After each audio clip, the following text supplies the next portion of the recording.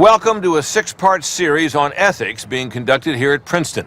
It is being sponsored by the Witherspoon Institute and by the Colson Center in Lansdowne, Virginia. Our host will be Robert George, the Cyrus Hall McCormick Professor of Jurisprudence here at Princeton, one of the leading legal scholars in America.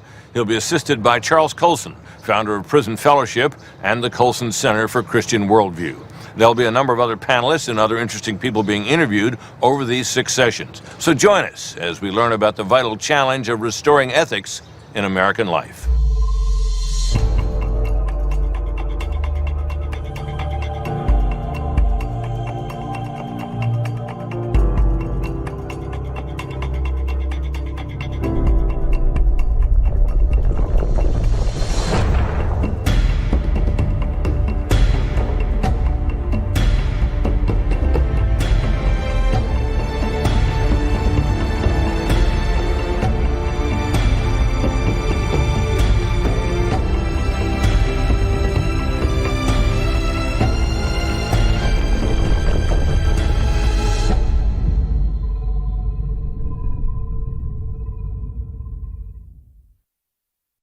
Welcome to all of you who have joined us for this discussion of ethics in American life. Ethics can be described as simply the way things ought to be. But the question is, how do we decide that in our society today? The panel is going to discuss this, and it consists of Dr. David Miller, Princeton Faith and Work Initiative and Associate Research Scholar here at Princeton. Michael Miller, Director of Programs at the Acton Institute. Dr. Robert George, Professor of Jurisprudence here at Princeton. Charles Colson, founder of Prison Fellowship and the Colson Center for Christian Worldview, and Dr. Glenn Sunshine, Central Connecticut State University Professor of Early Modern European History. As you will see, in the 2008 financial crisis, questions arose about, first, ethical behavior by the government, second, ethical behavior in financial markets, third, ethical behavior by mortgage lending banks, and fourth, ethical behavior on the part of the public. The financial crisis has rocked the world and shaken markets worldwide. It has caused an upheaval in millions of lives. What went wrong, and why did it go wrong? We're going to ask a couple of experts who can provide some insight into this. The first is a well-known television personality, Ben Stein. He's an economist, lawyer, actor, and commentator on American life. You'll also hear from Jim Grant, who is one of the great experts on Wall Street. Jim is the editor of Grant's Interest Rate Observer. To recover from the recession and crash at the beginning of this century, the government was just pumping money into the economy like mad, insanity. Basically, the hope was to create some new kind of bubble to replace the tech bubble. And they did replace the tech bubble with the housing bubble. Government is not without responsibility here in many ways. First of all, they funded Fannie Mae and Freddie Mac so lavishly. The fact that these government-sponsored entities were then allowed to contribute to political candidates is astonishingly shocking. That was one problem with the government. The second problem with the government was there wasn't much supervision. I mean, there are laws preventing unethical and behavior and breaches of fiduciary duty. There are laws. The laws against fraud exist. They just never were enforced. So that's a big issue.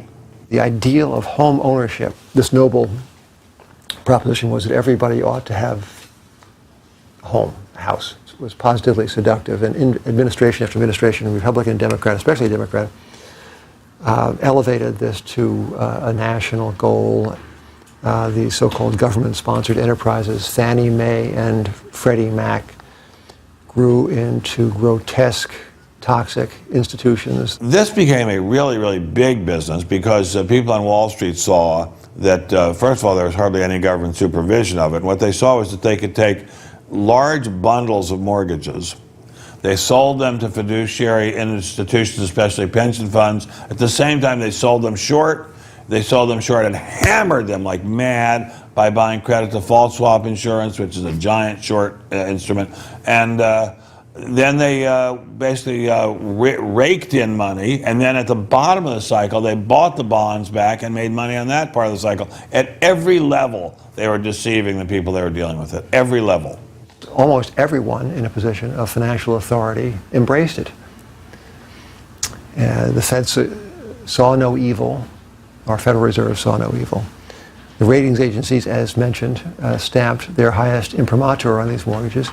They saw no evil. Wall Street, which was feasting on these transactions, not only saw no evil, but saw a great deal of virtue, which could be quantified in billions of dollars. That was the virtue of it. Alan Greenspan, in one of his final addresses as head of the Fed, said, we're not going to ever have a big credit crisis again because we have these things now called credit default swaps, which have taken the risk out of lending. Well, that turned out to be exactly wrong. Credit default swaps turned out to be a way of magnifying the risk, not minimizing the risk.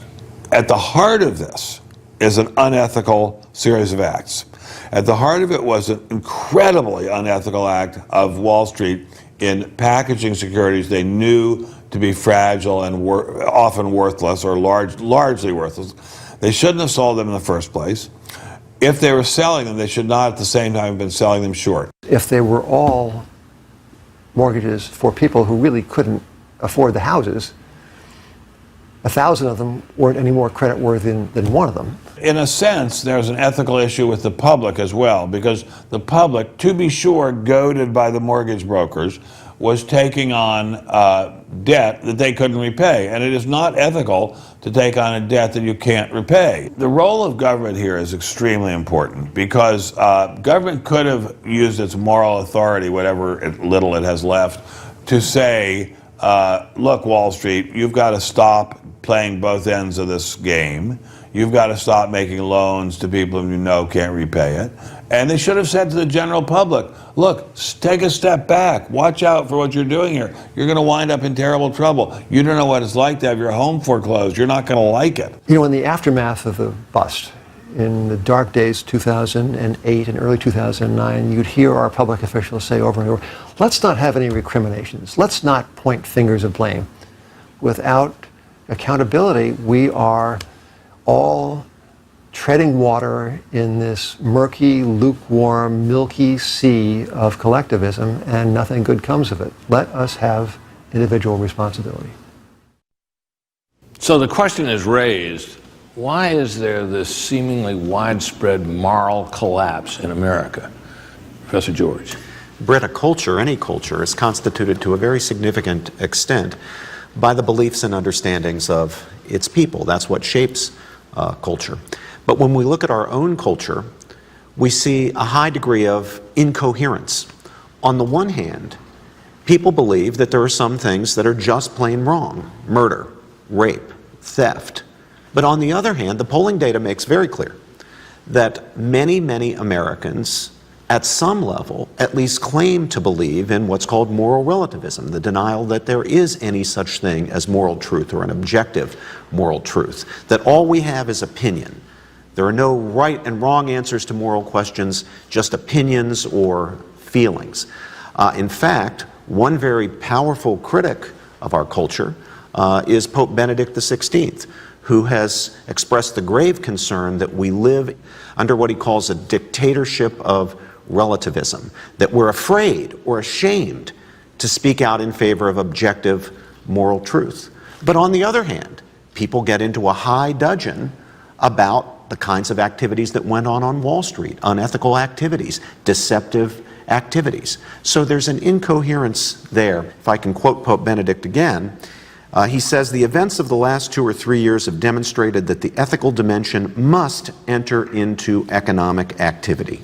Now is the time to see that ethics is not something external, but internal to economic rationality and pragmatism.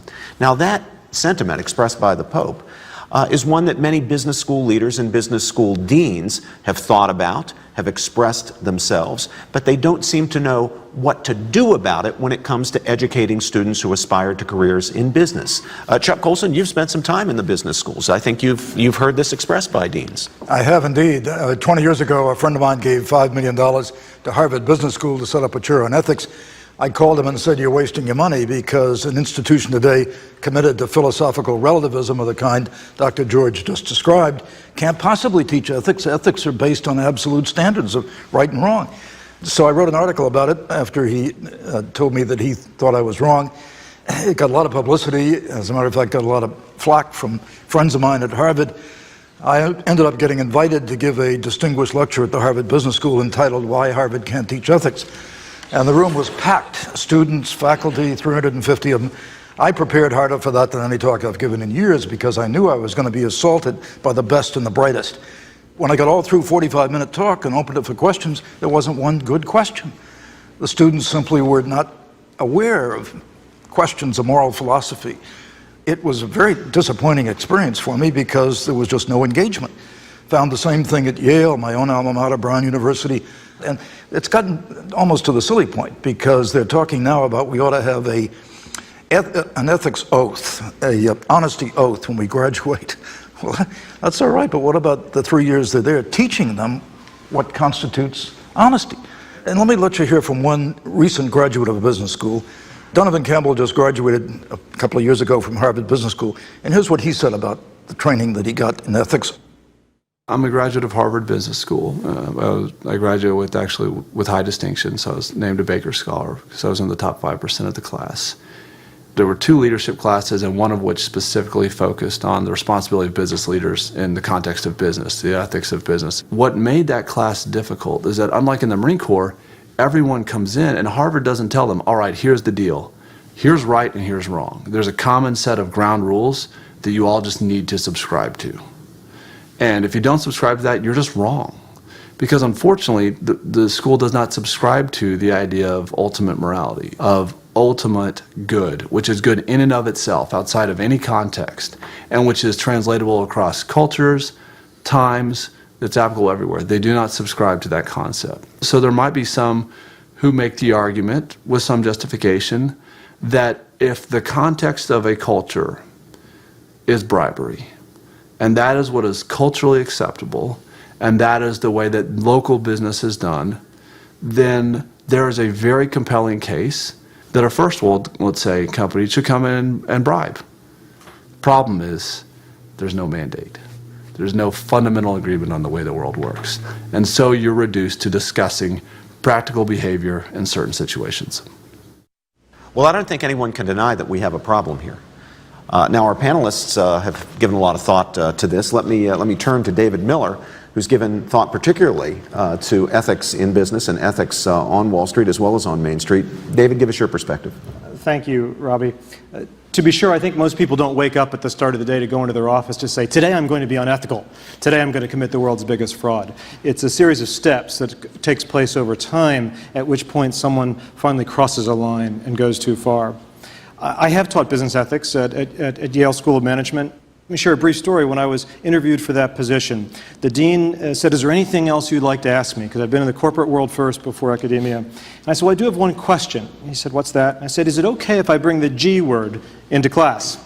There's this long silence and pause. What do you mean by the G word? And I said, nothing. And he said, I assume you mean God? And I said, that's right. And there's this long pause. And well, I guess this interview is over. But he said no. And the man was Jewish. And he said, no, I think it's a terrific idea. But the problem is we don't know how to do it. If you could find a way to bring in some eternal voice that transcends cultures and space and history and time and do it in a way that's inclusive of all traditions and not proselytize, he said, we would welcome you to come here and teach. So it's extraordinary, the fact that we don't know how to do it. We don't know how to have some sense of higher purpose or meaning or authority. Mike Miller, you've got a lot of experience lecturing at business schools. Well, I also went to business school, and it was interesting when we had discussions on ethics. They said, what's ethics? They said, well, ethics is following your own integrity or following your conscience. But what if you have a poorly formed conscience? What if you're a jerk, right? And so, plus in integrity, right, the passions are warring against each other anyway, right? Your passions are warring. So integrity requires some connection to reason. But what we have is we have a limited notion of reason. It's only the empirical. So we can't talk about justice, truth, beauty, goodness, or anything like that, because that's all a matter of opinion. And who's to say? Don't judge me now, okay? But it's not just business schools. I mean, this is how we're trained to think from the time we're little children. And C.S. Lewis wrote about this in a fabulous book called The Abolition of Man. So if you haven't read The Abolition of Man, you should read The Abolition of Man. Okay? If you learn one thing, read The Abolition of Man. But he says, in a sort of ghastly simplicity, we remove the organ and demand the function. We laugh at honor and are shocked to find traitors in our midst. We castrate and bid the geldings be fruitful. So what's happened is, the way we've been taught since we were little is we're taught that the opposite of a fact is an opinion. And facts are empirical statements, and everything that's good, true, beautiful, right, wrong, kind, compassionate are just matters of opinion. It's embedded in the way we think. So that when we get into business school, and then we get into the business world, and there's literally millions of dollars sitting in front of us, why is it all of a sudden we're going to now, throw off the frat boy party self that we had last year, and now we're going to become the most remarkable, ethical businessman that the world has ever seen? It just doesn't happen. It's not a shock. It's not like, I think Professor Miller said, you don't go into business school and get turned into a monster, right? Your ethical relativism just gets encouraged and deepened. Michael, this is exactly what I was talking about when I mentioned the incoherence we find in our own culture. On the one hand, so many people proclaim themselves to be relativists, to disbelieve in objective moral truth, but so often the same people are the first in line to condemn Madoff for his crimes, or any of the other scoundrels that have emerged from this crisis, or from scandals in politics or in sports or what have you. So we seem to want it both ways. Well, we've heard a pretty provocative discussion here so far. Let's hear what some of the students have to say about it. Yeah, Christian. Thank you very much. The discussion's been really stimulating. I want to return to the question of business schools and ask what you think are some actionable items about the ways in which business school curriculum can be reformed. Are we talking about a mandatory philosophy class in which you read everything from, Plato to Augustine and everything after? What do you put on a syllabus? How do you, in a matter of a semester, get people thinking so differently? Obviously, this is a huge systemic question, but we're talking about a finite 2-year MBA. I'd love to know your thoughts. David Milne. Jump in to start. Dean Piper, a former dean of Harvard Business School a couple decades ago, wrote a book called Can Ethics Be Taught? And they couldn't even agree on the answer to that. And personally, I believe they can be taught. Whether people can learn is another question. But I believe they can be. How do you do it? One of the raging debates is, should everybody be an ethicist? If you're teaching marketing, finance, operations, does everyone teach ethics within that? Many will say, but I'm not personally trained. I'm not professional. I wouldn't know the vocabulary and the nomenclature to teach it in a marketing course or a finance course. Others say, well, it should be an ethical specialist, someone who can draw on the great traditions, moral, philosophical traditions. But there's a prior question. It's first that there has to be a commitment to even teach ethics. If it's not pervasive through the whole organization, if it's just relegated or delegated to one professor in one course, I think ultimately the organization will fail. It will be paying lip service to the process. Christian, I think it's important to understand that business schools, or for that matter, law schools or medical schools, any area where ethics is important as a dimension of education, cannot solve this problem by themselves. It's a deeper cultural problem. We've got to work on this problem in every dimension. It can't just begin in business school. It's got to begin in homes, in churches, in civic associations, in schools. At every level, we have to be working together to rebuild a consensus around a sound and coherent ethic. First of all, I agree with a lot of the things that have been said. Obviously, you can't solve all the problems as a systemic problem. I don't think we should be upset that we can't solve the problems of Wall Street, an MBA program. That's life. Gramsci talked about a long march through the institutions of culture. We've had a long march through, and so now we have to make a long march back, and it's going to take more than one class in business ethics. But I think the other thing is, sometimes there's even a danger of doing the kind of business ethics course, because it basically says, here's Kant, here's Aristotle, here's Nietzsche, here's your feelings, choose whatever makes you feel happiest. Right? But that's not teaching you how to think clearly. But the big thing I think that business schools need to do is they need to stop corporate social responsibility and start thinking about right and wrong and ethics. But that's a very difficult challenge if the professors don't know how to teach it or think that way.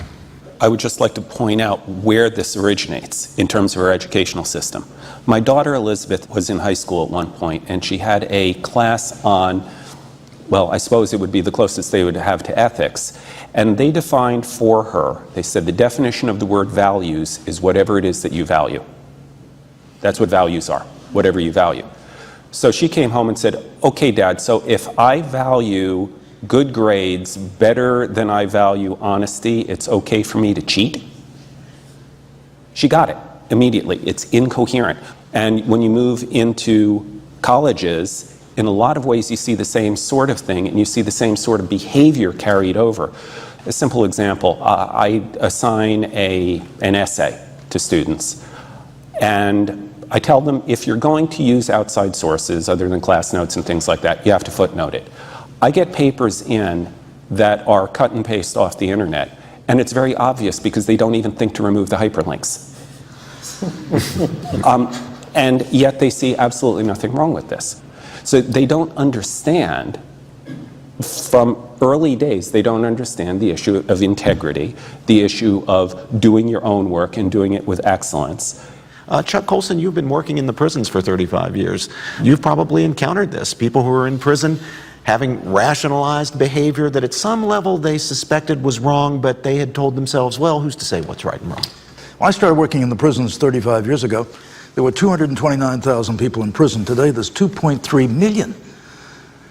And so I began very early on to study, why is this? And I read all the criminologists going back 200 years. And what it really turned out to be was what I thought as a believer, as a Christian, a problem of the heart, people making wrong moral choices. As a matter of fact, Dr. Stan Samenow, who's a psychologist, did a 17-year longitudinal study at St. Elizabeth's Hospital of thousands of hours of interviews with criminals, why they did what they did, and came up with a really, I think, a startling conclusion. I joined Dr. Samuel Yokelson at St. Elizabeth's Hospital in Washington, D.C. He wanted to understand the mental makeup of men who made crime a way of life. And in the beginning, Dr. Yokelson did what he did with his earlier patients in Buffalo. He probed for their early histories to try to find out why they were the way they were. You name it, they came up with it. They were deprived in the inner city. They were overindulged in the suburbs. It was mothers who didn't love them enough, mothers who loved them too much. It was peer pressure. It was poverty. Well, practically everything but the federal deficit has been blamed for criminal behavior. Even global warming, believe it or not, in scholarly articles has been pointed to as a cause of crime.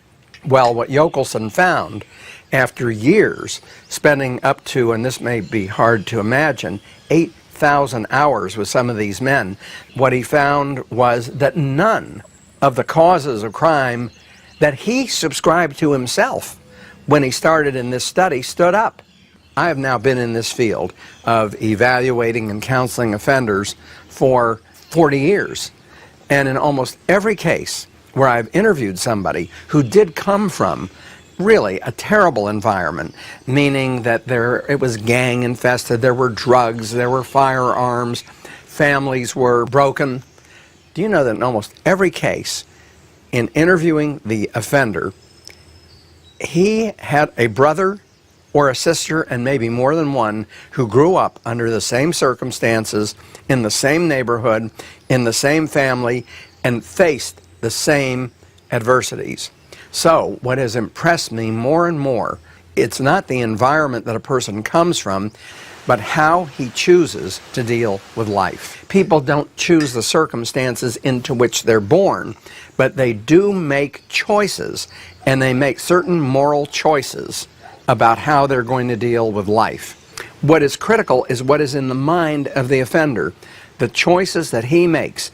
So there are many thought patterns that really the person has to recognize, errors in thinking that he makes, and then to learn and implement correctives.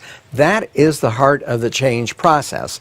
It really is a conversion to a way of life that he has heard about, others have exhorted him to lead, but he has rejected thus far at every turn.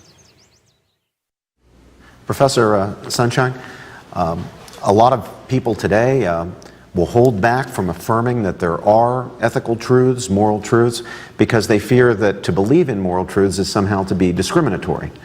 On the other hand, and here comes that incoherence again, why would one worry about being discriminatory if there weren't something ethically wrong with it? In other words, they're appealing to a moral truth, even in the process of denying a moral truth. Yet at the same time, abstractly, they want to define themselves as relativists. How did we get here? How did we get into this situation of incoherence? The key to this is to understand that a few centuries ago we had an integrated vision of life where morality the physical world, ethics, metaphysics, all of these things were wrapped up into a single coherent package.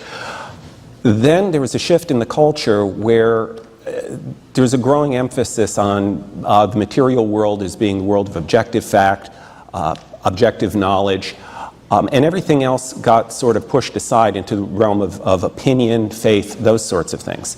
Now, this worked okay for a while because we were living on what Van Til calls borrowed capital. The fact is that the Christian ethical foundations of Western civilization continue to have an influence in shaping our culture's values and behavior. That can only last so long, though, when there's no foundation left for it. So what's happened is that over time, the Christian moral foundations that allow you to make the kinds of ethical and moral judgments that you're talking about here have deteriorated. So that they're still exerting some sort of influence on the society so that we still say things are right and wrong, but increasingly our behavior is lining up more with the underlying belief that the material world is all that's really real and everything else is just a matter of opinion. When you begin to see, as Professor Sunshine said, the deterioration of these values in our society, and now they're accelerating, why are we surprised when there's a lack of ethics in government, Wall Street, the lenders, people, the prisons? It's an inescapable consequence of neglecting moral training. We're in an ethical mess because of that. We're all paying the price and we're all pointing fingers at other people, when the real problem is all of us aren't addressing the need for character formation in our lives. That's one of the subjects we'll be coming to in this series. But that's at the heart of the breakdown that we're seeing in American life today. Who's got a question? Who's got a thought? Please. My name's Kristen Nivling, and I actually attend the seminary here at Princeton. And I'm wondering, when people who agree that there is an objective morality disagree, how do we solve those problems? Yes, that's a wonderful question. Notice that 2 people or 3 people or 5 people can be in perfect agreement about there being an objective morality, but have completely different views about the content of objective morality. I wonder if any of the students would like to venture a reply to the question. I have educated some of you, so I know you know the answer. Yes, I see Bobby Marsland back here from Princeton University. But I think when you come down to the case where you have 2 people who agree that it is possible to know what a moral truth is, then we finally have a case where they can actually get down to seriously arguing and engaging with each other. They can say, why do I think that this is the objective moral truth? The other person can say why he thinks that his other view is the moral truth. And they can go and examine the roots of their moral beliefs and come down to see which one is reasonable. They might not agree at the end of the day. There is disagreement just because we're human beings, we don't have perfect intellects, but they can actually engage with each other and try to seek the truth. Well, let me ask you this question. In our political system, how do we deal with the fact of disagreement? That's what the real issue is. How do we get along? How do we manage things when we disagree? This is not a hard question. It's called democracy. We vote. We don't take out guns. And we don't just vote, do we? We talk first. Our democracy at least aims to be a deliberative democracy. That's why we value free speech so much. Free speech is important so that people can debate, so we can deliberate. We can consider each other's arguments and the counter-arguments. And then at the end of the day, we vote. But that means in a system like ours, and I think this is the direct answer to your question, in a system like ours, there are no ultimate final victories, because the losing side can always come back if it remains unpersuaded. Now, sometimes a consensus will emerge. Today we have a consensus, thank God, on the evil of slavery. But we don't have a consensus on an issue like abortion. We haven't had it for 40 years. And as long as democracy is respected, and in that particular case it hasn't been because the Supreme Court has taken that out of the democratic process, but democracy keeps fighting back, wanting to resolve it by deliberation among the people rather than simply a fiat by the Supreme Court. But in any event, even if one side loses, they always have the opportunity, because they have free speech, they have elections, to come back and persuade their fellow citizens that they've got it wrong and it's time to think again. So we don't have to worry that if we affirm an objective moral truth, somebody is going to tyrannize somebody else. Democracy is the remedy for that. Democracy is the anti-tyrannical principle that we put in place to deal with moral disagreement. But consensus does not equal truth. This is clearly what Plato saw when he has Thrasymachus, who says that justice is merely the rule of the stronger. And so you're really facing this question: if there's no objective truth, if the truth does not exist and it cannot be known, then justice becomes merely whoever has the power to enforce that. And that becomes very dangerous. It would be hard not to conclude from today's discussion that we have a major ethical crisis in American life that affects everything and every place, from Wall Street to Main Street to prisons. In the succeeding sessions, we'll be talking about whether we can know what is right, and then the most important question of all, once we know what is right, do we have the will to do it? You'll want to be sure to join us for these sessions. From the campus at Princeton, I'm Britt Hume.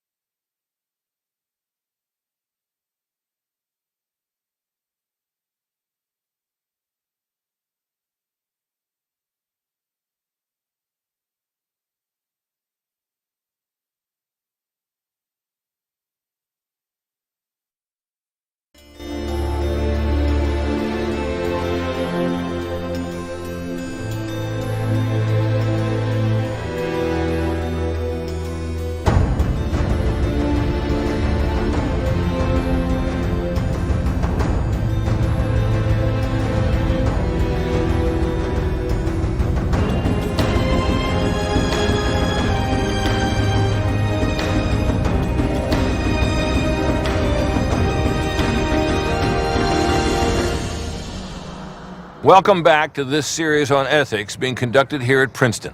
The sponsors are the Witherspoon Institute here at Princeton and the Colson Center in Lansdowne, Virginia. If you were with us in the first session, you know that we have a panel of authorities and a cross-section of students. In that session, we studied the ethical failures which led to the 2008 financial collapse, the consequences of which we'll be experiencing for years. The first session suggests that many of the problems we face today result from the breakdown of ethics, that we are in a moral crisis. So if we attempt to fix this, what's the first thing we have to do? We have to ask ourselves whether there's a standard of truth by which behavior can be judged. Is there a moral law by which we're all governed? These are the key questions we'll be talking about today in this second session.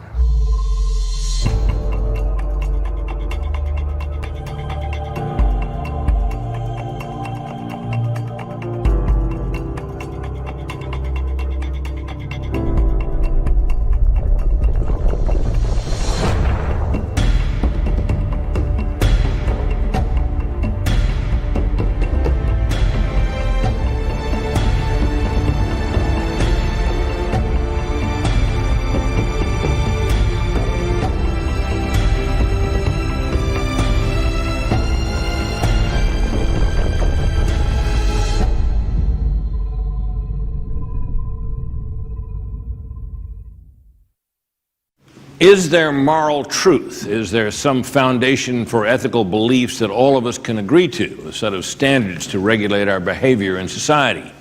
That's the question we'll be dealing with today. Let me reintroduce our panel. Dr. David Miller, Director of Princeton Faith and Work Initiative and Associate Research Scholar at Princeton. Michael Miller, Director of Programs at the Acton Institute. Dr. Robert George, Professor of Jurisprudence here at Princeton. Charles Colson, founder of Prison Fellowship and the Colson Center for Christian Worldview. And Dr. Glenn Sunshine, Central Connecticut State University Professor of Early Modern European History. There was one man in modern American history who concluded from a prison cell that there was a law we have to live by, both written and unwritten. While imprisoned, he wrote one of the great documents of modern times. He grounded his ethical decisions on a transcendent authority in the law. and he sought justice and truth. To talk about that man, Dr. Martin Luther King Jr., we have interviewed his niece, Alveda King. My uncle, Dr. Martin Luther King Jr., wrote a letter when he was incarcerated in Birmingham, Alabama. And of course, they have called Birmingham Bombingham because the 16th Street Church was bombed there. My father, Reverend A.D. King's home was bombed there when we were in the home. And so there was a lot of strife and racial tension there. Black people, we were called Negroes in those days, were being slaughtered, literally. The little girls who were killed in the 16th Street Baptist Church, I went to school with one of the little girls. Our home was bombed, firebombed, and half of the house was destroyed. And so it was during these times that my uncle was leading the protest and saying that this was really unjust. And during those protests, he was incarcerated, he was locked up, he was in jail. And while he sat in jail, he began to ask, where's the church? He had also been on record as saying that Sunday morning at 11 o'clock in America is the most segregated hour in the country, because you had what was called the white community or the Caucasian community in their churches, the Negro communities in their churches, and they were not getting together. And so my uncle began to cry out, and he wrote on scraps of paper, they say toilet paper or tissue paper or scraps of old paper that no one wanted in that jail. And he began to write to the conscience of America, asking the pastors, why are your voices silent? Where are you? And the pastors really did not respond at that time. My uncle's formal education came, of course, from the Bible, and certainly from philosophy. He was a student of philosophy, had a doctorate of philosophy. He studied the works of many people who had legal professions and legal minds. And so as Dr. King mulled over and reasoned with and thought about the moral dilemma of our nation during his lifetime, he began to write about that. And his first audience would have to be men like himself, pastors, spiritual leaders, who should have had the strength and the integrity to be able to resist evil. And so that would be his audience.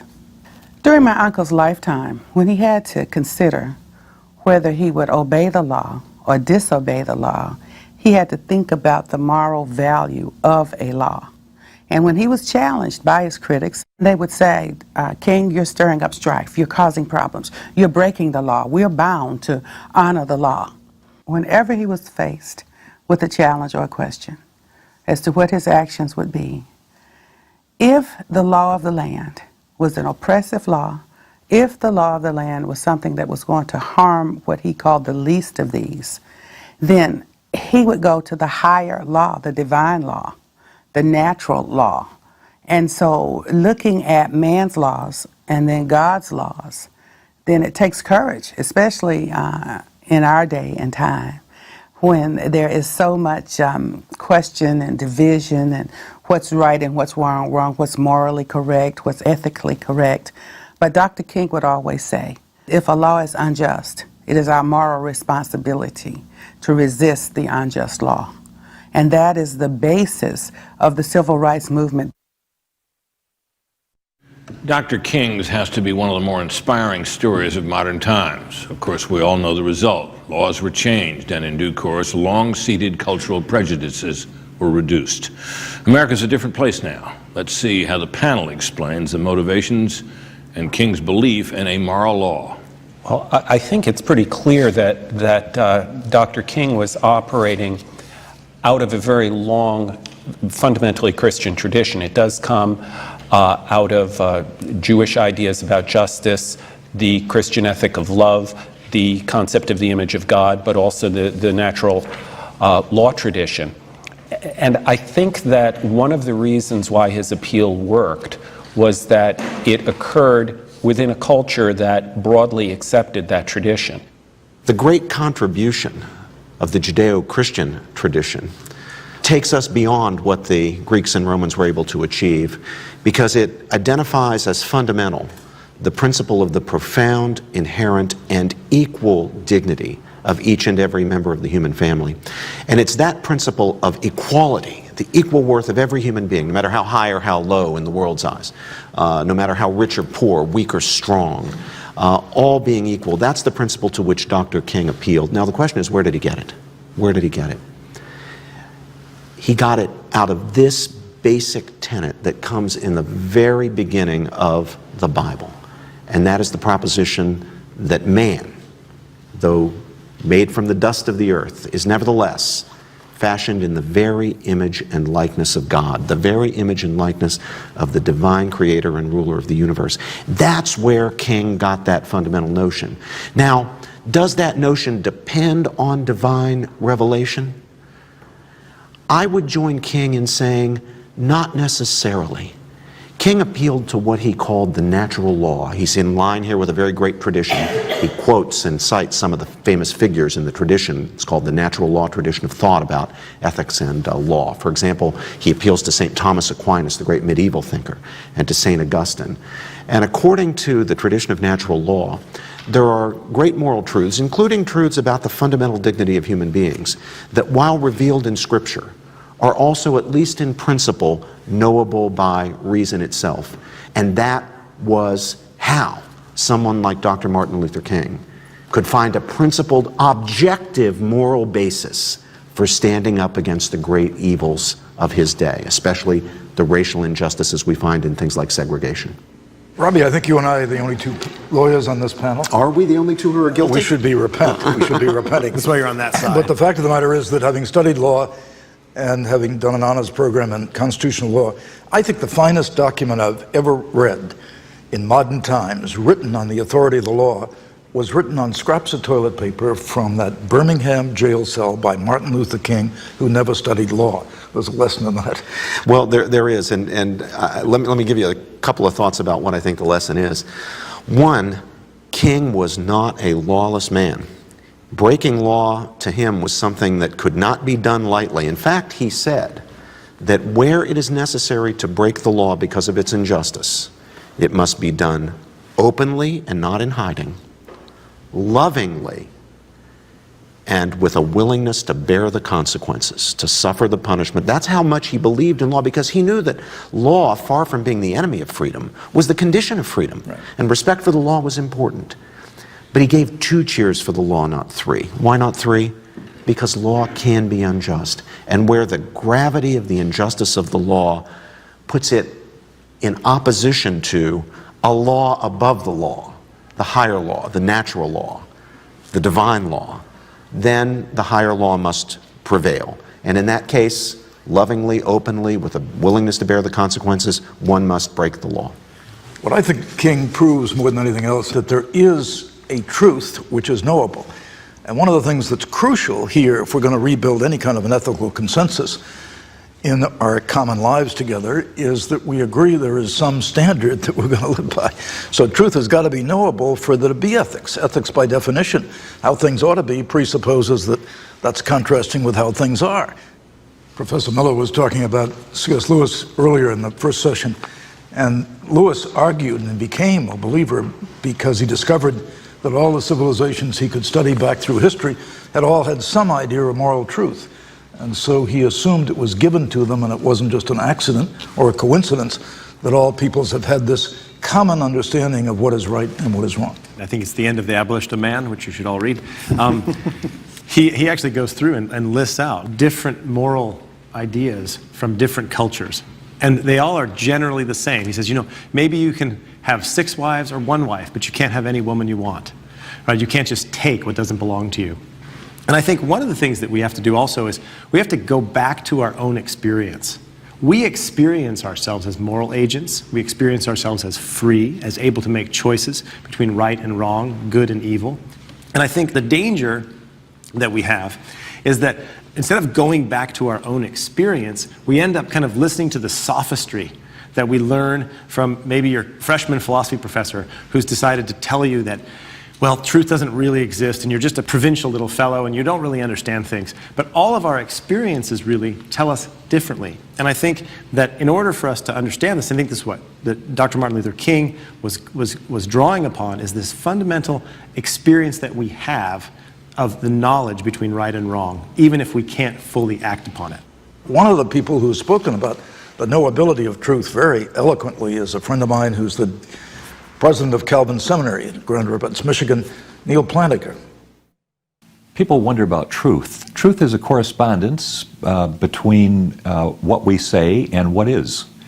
It's the phenomenon of being right about reality. Moral truth is simply a claim about what's right or wrong that is true. And of course, we know that it's right to love people and wrong to be malicious toward them. It's right to be good to animals and wrong to be cruel to them. Right to abolish slavery, wrong to defend it. So if you say that it's always wrong to torture children for the fun of it, that statement is true. And it's true in every culture. It's true whether we want it to be true or not. It's simply dead on true. There are all kinds of things that basic elementary moral truths that we can know and do know. Even 3-year-olds have a keen sense of justice when it comes to getting treats or sharing toys. It seems that a sense of right and wrong is built right into us. We count on truth in courts, in schools, in commerce, in everyday life. If there were no truth, or if we couldn't know it, ordinary life would be virtually impossible. It does seem that reduced to its most basic element, what Dr. King was saying is that this treatment of us is not fair. And that's an argument you hear made by children from the youngest ages. I mean, no sooner are they able to speak than they're telling you that whatever you're telling them to do is not fair. But it springs from an idea that seems inherent. So the question does arise, even in little children, where does it come from? Well, Britt, there are studies going on at Harvard today, and one of the doctors working on this found a part of the brain which is actually processes moral thought. And a recent study of children, babies, 6 months old, they knew right from wrong. They could tell one thing is right, one thing is wrong. You're absolutely right. You take a ruler away from a 3-year-old kid, he's going to say, that's mine. He knows that's wrong. So it's bred into us. The Bible says it's written on the heart. It really is something we know. And this is what King was appealing to. He was appealing to this transcendent moral authority, which not only is there objectively because every society has understood it, but is there subjectively because we know it internally. Let's bring the students that are in this room now. We've seen on this panel a consensus that there are absolute truths, that there are moral codes that we can agree on. But let's hear what the students have to say. Go ahead. Hi, my name is Lauren Kussner. I'm an undergraduate at Princeton. You had talked about how it's observed even in infants that humans seem to have this innate sense of what is right and what is wrong. And in terms of finding out the source of that, it had been proposed perhaps it's written on the heart.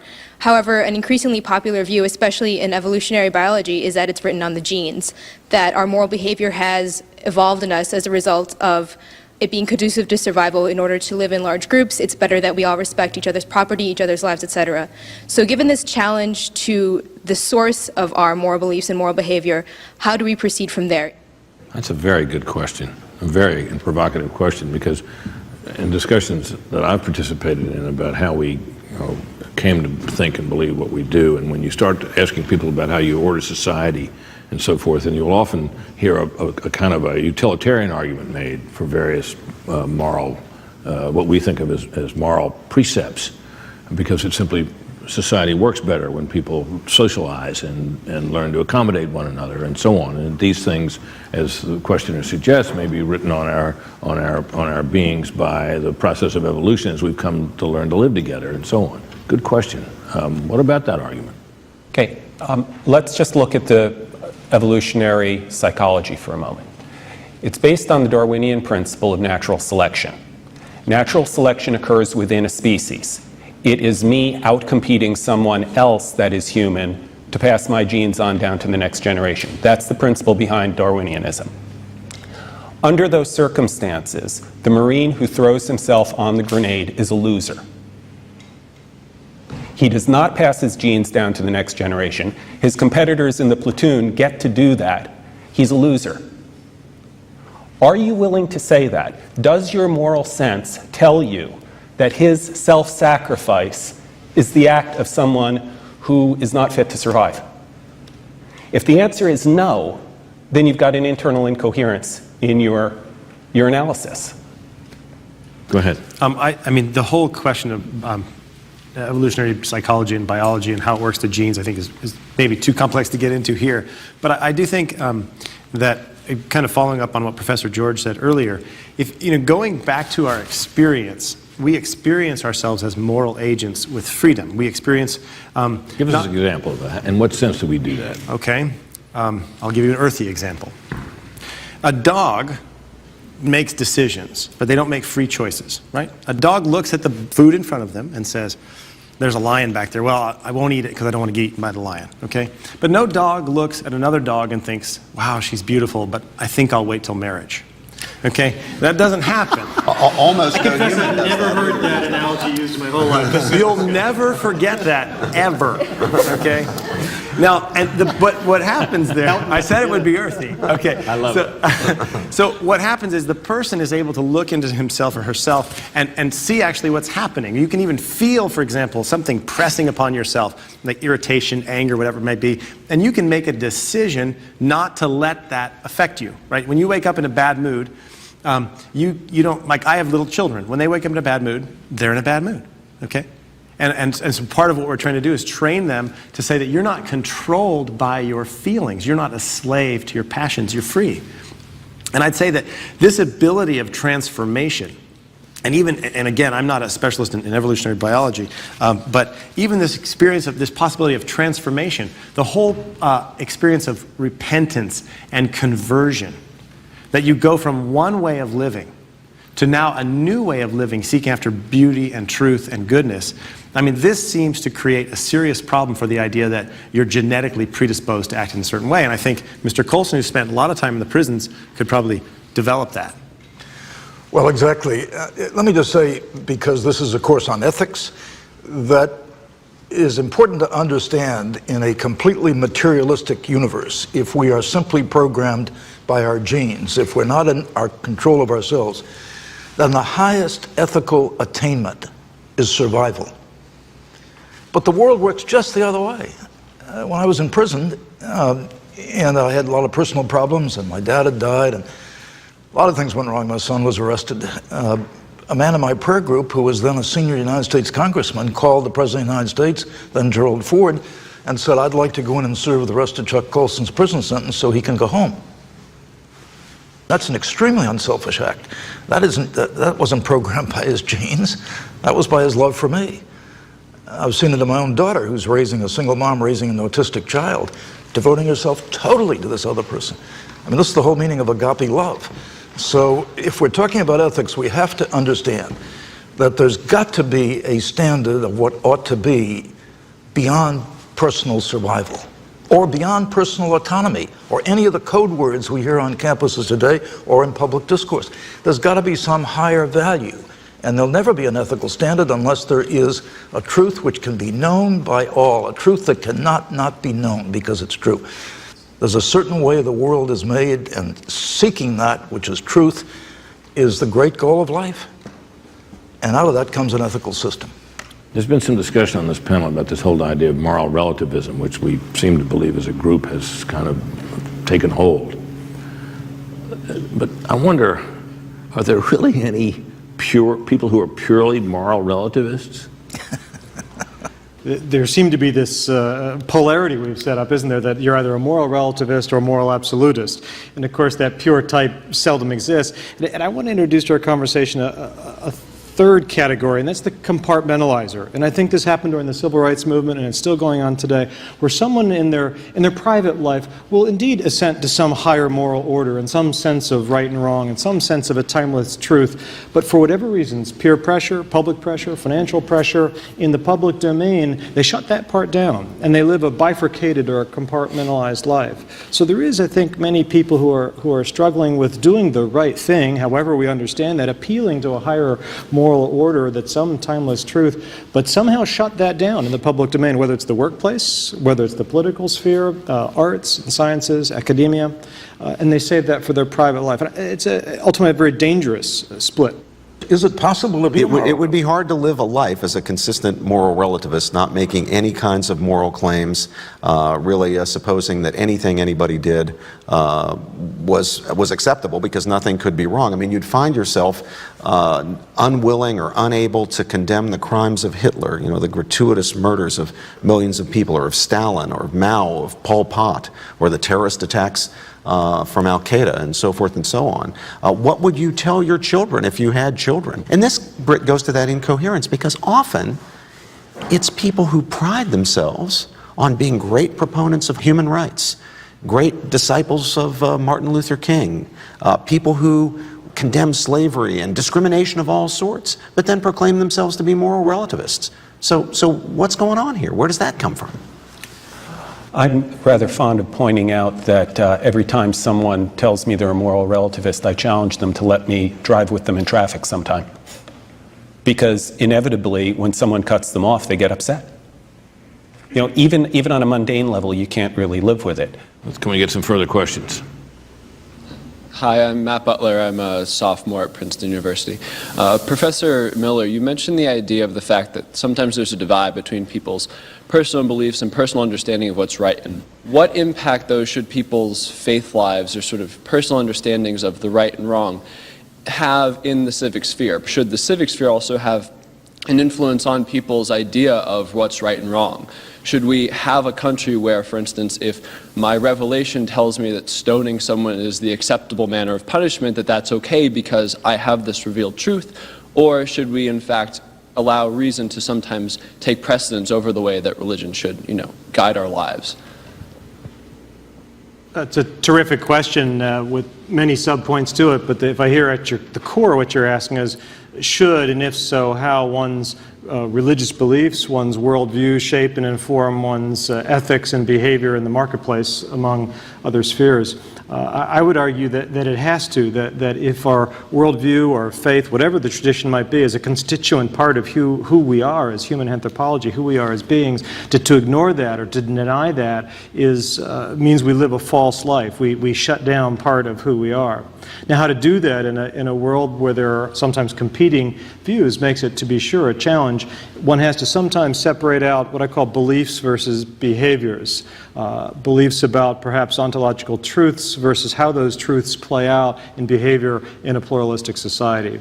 There, I think we can actually find resources within the various religious traditions to find significant, shall we say, a Venn diagram of commonly shared beliefs about behavior in the public square, whilst recognizing there might be underlying differences to how that plays out. Can you give us a sort of a concrete example of how that process might work that you just described in someone's life, someone with a particular set of moral beliefs confronted with some choices in their lives?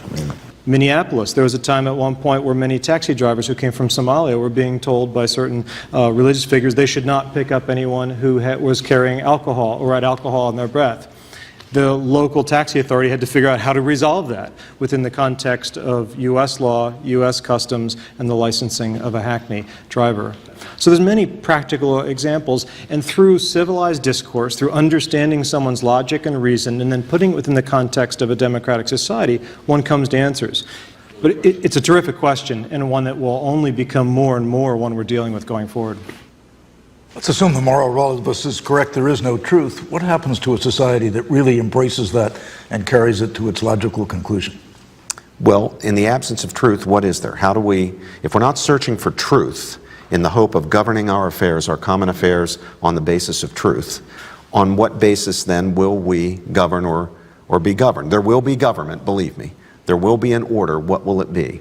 Well, if it's not based on the search for truth, then it's going to be based on power. Whoever has the power rules, and there can be no appeal beyond power.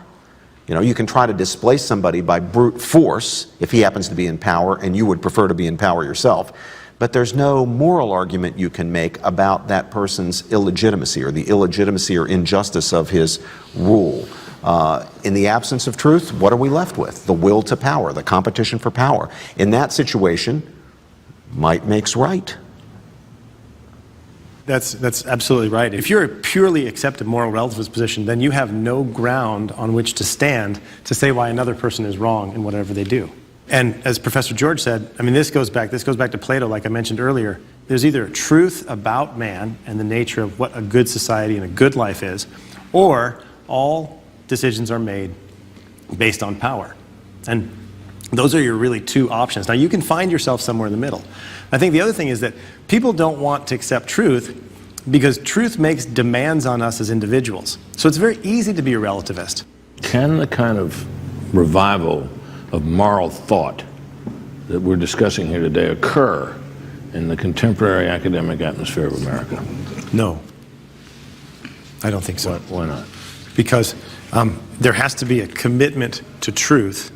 And this doesn't mean, this is following on what Professor George said, I think there has to be a commitment to truth, that you're pursuing truth. Philosophy, remember, is philosophos, the love of wisdom, the love of truth.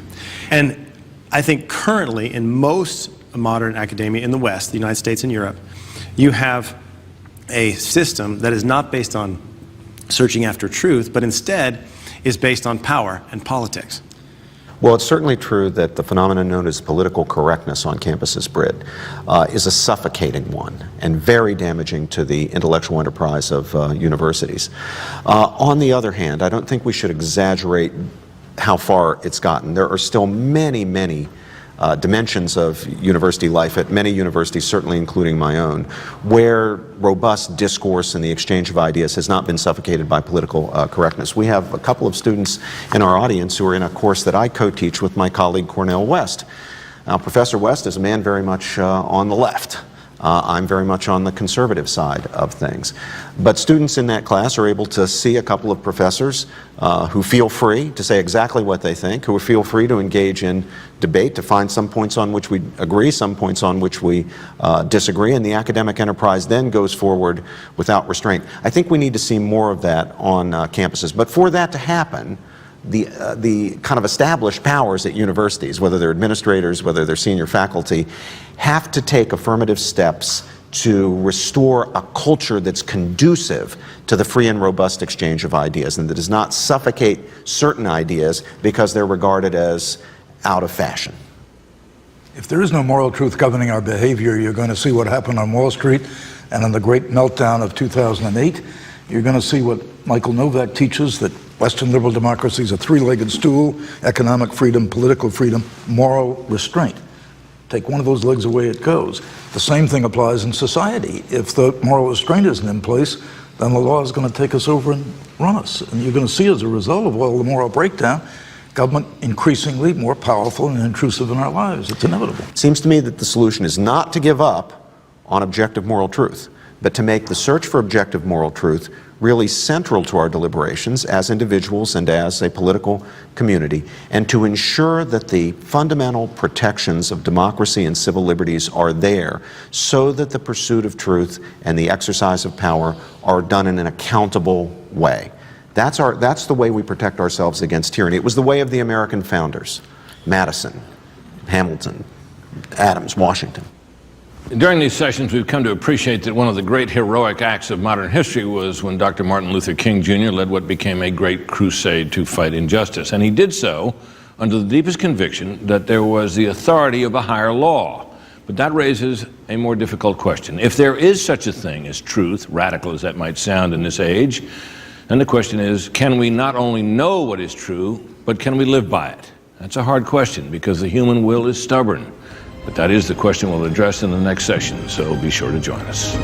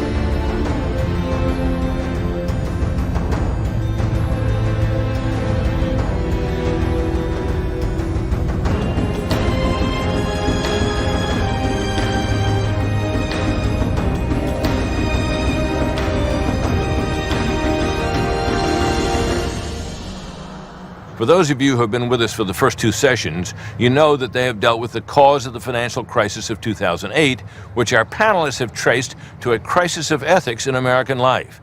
The second issue our panel has discussed with the students is whether there is knowable truth. Are there moral absolutes? That's a provocative question in today's relativistic environment. The panelists in the second session, however, concluded that truth is knowable. We can know what is right. But that leads to the big question we're going to discuss with the students today, and that is, even if we know what is right and just, can we do it? Join us in the classroom.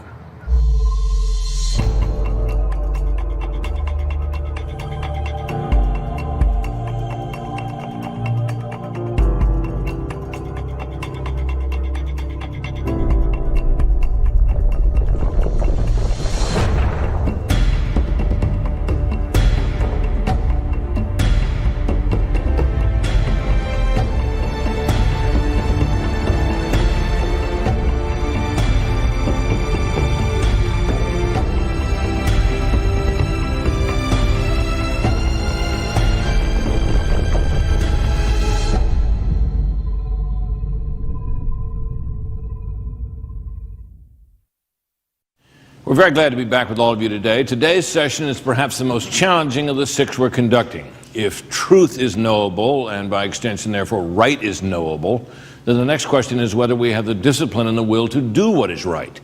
We didn't have to look far to find someone who could speak with some authority on this question. Chuck Colson, one of our hosts, was a key figure in the great Watergate scandal. He was special counsel to President Nixon. He went to prison. He faced this question with some dramatic consequences. When President Nixon asked me to leave my law firm in Washington and come in and be his special counsel, the first thing I did was to be certain there'd be no conflicts of interest. I took everything I'd earned as a lawyer, I put it in a blind trust, I told my law partners not to come visit me, and they didn't. I was certain that I would never be compromised. I was determined not to be. And I'd been raised this way. I'd been a Marine officer, I'd learned about duty and honor, and I learned about integrity as a Marine. And as a kid growing up in the Depression in tough economic times, my dad was going to school at night, studying to be a lawyer, and he was working days, but on the weekends he'd spend some time with me. He said, Chuck, one thing, always tell the truth and never lie. When you work as hard as you possibly can, no matter what it is. He even used the example of cleaning toilets. He said, doesn't matter what you're doing, do it well. Earn your pay, do a hard day's work for an honest day's pay. Pay your bills. I mean, I was steeped in what we then knew as the Puritan work ethic. And being honest, this was a big thing with me. I would get gifts at Christmas time, for example, and I would take them down to the White House switchboard operators, the guys that drove my cars, because I was never going to be compromised. And I was so determined, I ended up going to prison. Why? I think you can be so self-righteous that you don't see what's really going on. You become oblivious to your own insensitivities because you're sure nobody can compromise you. Human beings have the infinite capacity of self-rationalization, and that's exactly what I did. I was in a lot of meetings where there were high stakes, where the President of the United States would say, national security depends on this. Kissinger came in fulminating one day over some documents that had been stolen, and he said, this is going to compromise all of national security. I can think back on times, I remember when the president, 4 or 5 of us in the office, and the president was exploding over something that had gotten out and was in the hands of the Brookings Institution, and he turned to Bob Haldeman. He said, Bob, have we got a team in place that can go in and get those documents back? Remember, I've asked you for that. Then I later realized that was a time when I should have stopped and said, wait a minute, Mr. President, think about the consequences of this. But I did not. Self-righteousness is believing you're so good that you couldn't be compromised. And that's the kind of pride that's fatal, and was in my life, because I was so sure of myself that I didn't realize how vulnerable I was, as every human being is. It raises an intriguing question. What about the transformation of the stubborn human will? A good subject for our panel. Professor George? Well, thinkers from many traditions wrestled with the question, what is the proper relationship in the human being, in the human soul, between reason and passion, or reason and emotion, reason and feeling? Plato taught, and C.S. Lewis affirmed, that in a properly ordered soul, in a person who really has it together, reason will be in control, and passion will be under the control of reason, and reason will direct passion to the good and the right. So our passions will be passions for doing what's good, what's virtuous, what's noble, what's upright. But of course, unfortunately, our passions can go in the other direction. We're naturally broken creatures. Christians have an understanding of that. We call it original sin.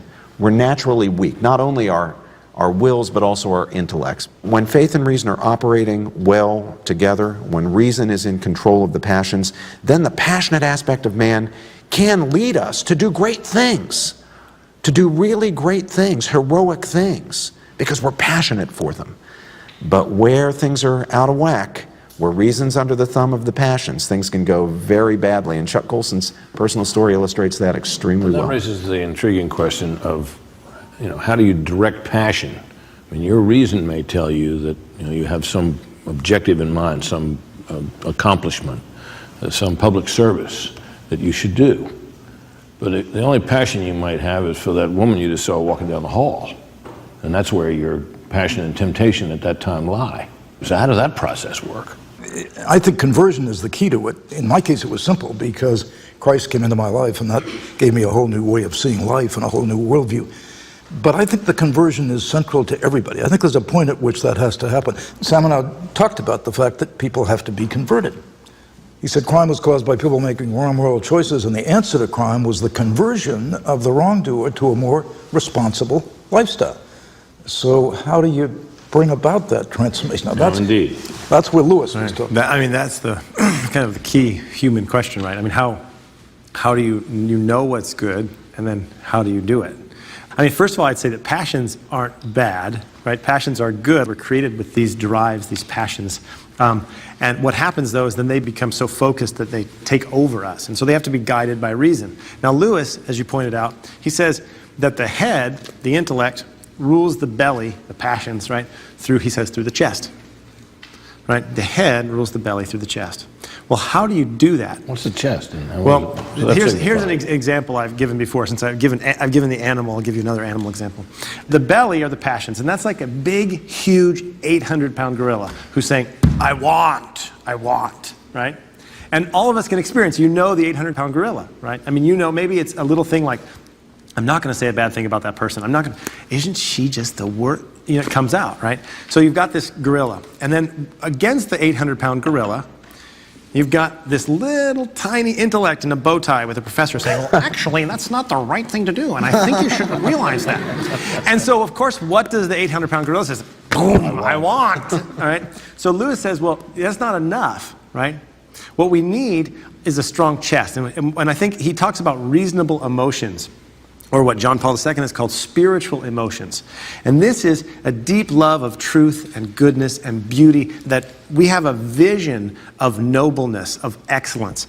Aristotle said that a good life is a life of virtue, the Greek word is arete, of living a life of excellence, repeated over and over again. But we have to have in our minds an image and a picture of what that virtue, noble thing is that can overcome the passion, right? And we're talking really about an exercise of will in a very sort of down-to-earth sense. Well, that's just exactly what C.S. Lewis said, Britt. Let me quote it because it's really important. As the king governs by his executive, so reason in man must rule the mere appetites by means of the spirited element, that is, the seat of emotions organized by trained habit into stable sentiments. That's discipline, and it's the will. Yeah, what you're doing is you're training your emotions. Yeah. So reason's in that educating role. What it comes down to is having things in the proper order. Now, what does it mean to have it together, to get things in the proper order? What comes down to integrity? It's a matter of integrity. Now, how do we go about becoming people of integrity? Well, there's two interesting things that might seem paradoxical when we put them together, but they're true. One is, no one can do it for you. In other words, no one can just give you the gift of integrity. Even your parents can't do that, right? They can help, but they can't do it. Integrity is achieved by doing good acts for good reasons, and avoiding doing bad acts because you understand them to be bad acts. And only you can do that, right? So we're, to some extent, sort of on our own. But at the same time, and this might sound paradoxical, but I don't think it is in the end, nobody can really do it alone. We can't train our emotions just on our own. We all rely on, first, our parents, on our religious communities, on other institutions of civil society, associations to which we belong. But for those organizations, those institutions, to do their jobs in helping us to achieve integrity, they have to be in healthy, good shape. And there's the problem. In circumstances where the family has lost its integrity, in situations where churches and other private associations are severely compromised or corrupted, in situations where the larger culture is suffering corruptions, those institutions cannot play their subsidiary role, subsidiary but important role, in helping us to form good characters, to be people of integrity. Let's get you students into this discussion. Who's got a question? Yes, sir. Stephen Lindsay, I'm an undergraduate student here at Princeton, and I was wondering if the panel could maybe address modern colleges and universities, because it seems to me that this kind of the liberationist principle of trying to remove restraints on behavior and remove restraints on passions and desires is definitely more prevalent today in American liberal arts institutions than, let's say, the notion of pursuing truth for the point of perfecting oneself. And I was wondering, what exactly should a liberal arts education, what should its culture really look like in today's society? Good question. My first response, and I'm saying this as a history professor, my first response to this idea of removing restraints is, how's that working for you? Because the fact of the matter is, observationally, it's resulting in more pain, more brokenness, more harm to the individuals involved, to the society in general, than pretty much anything else that I can think of that's happened in society in my lifetime. It is unutterably destructive. I would suggest that in many ways, looking to the university to act on it is a mistake. Ultimately, I think you're going to have to take responsibility yourself, because the way the university is structured right now, they're not going to help you. There's a sad and really tragic irony, and anyone who's studied human history knows about this. The sure consequence of the attempt to liberate oneself from demanding moral norms and obligations is slavery. In fact, it's the most abject form of slavery, slavery to one's own passions, to one's own desires. Now, in the context of liberal arts education, when it's done really well, when we enter into the great conversation with Plato or with St. Augustine or with Dante or Alexis de Tocqueville or the authors of the Federalist Papers, when we really do liberal arts education right, what's on offer to us is something really profound, and that is an understanding of the good and the true and the beautiful. And why is that worth having? Because that offers us ultimate liberation from that worst form of slavery, slavery to self, slavery to one's own passions and desires. No, can I say one quick thing? Please. Two quick points. One is, ethics, the way it's been articulated, if you look to Aristotle and Plato, Aquinas, Augustine, ethics is the study of how to lead a good life in order to be happy. But the other thing with freedom is that the concept of freedom merely as liberation is an irrational concept. It's not a coherent, it doesn't hold. Because the idea of freedom, and this comes from medieval problems of nominalism and a host of other things, the idea of freedom is merely exercising your will. I'm just going to do what I want, right? But that's severed from truth and from reason. So if I said to you, well, thank you, it's nice to talk to you, and I started banging my head on this chair, most of you would look at me and think, wow, he's really free. You would not think that I was really free. You'd think that I'd lost my mind, because banging my head on this chair is not an act of freedom. It's not an act of liberation. It's severed from truth and reason. And so the whole liberationist project is faulty from the foundation.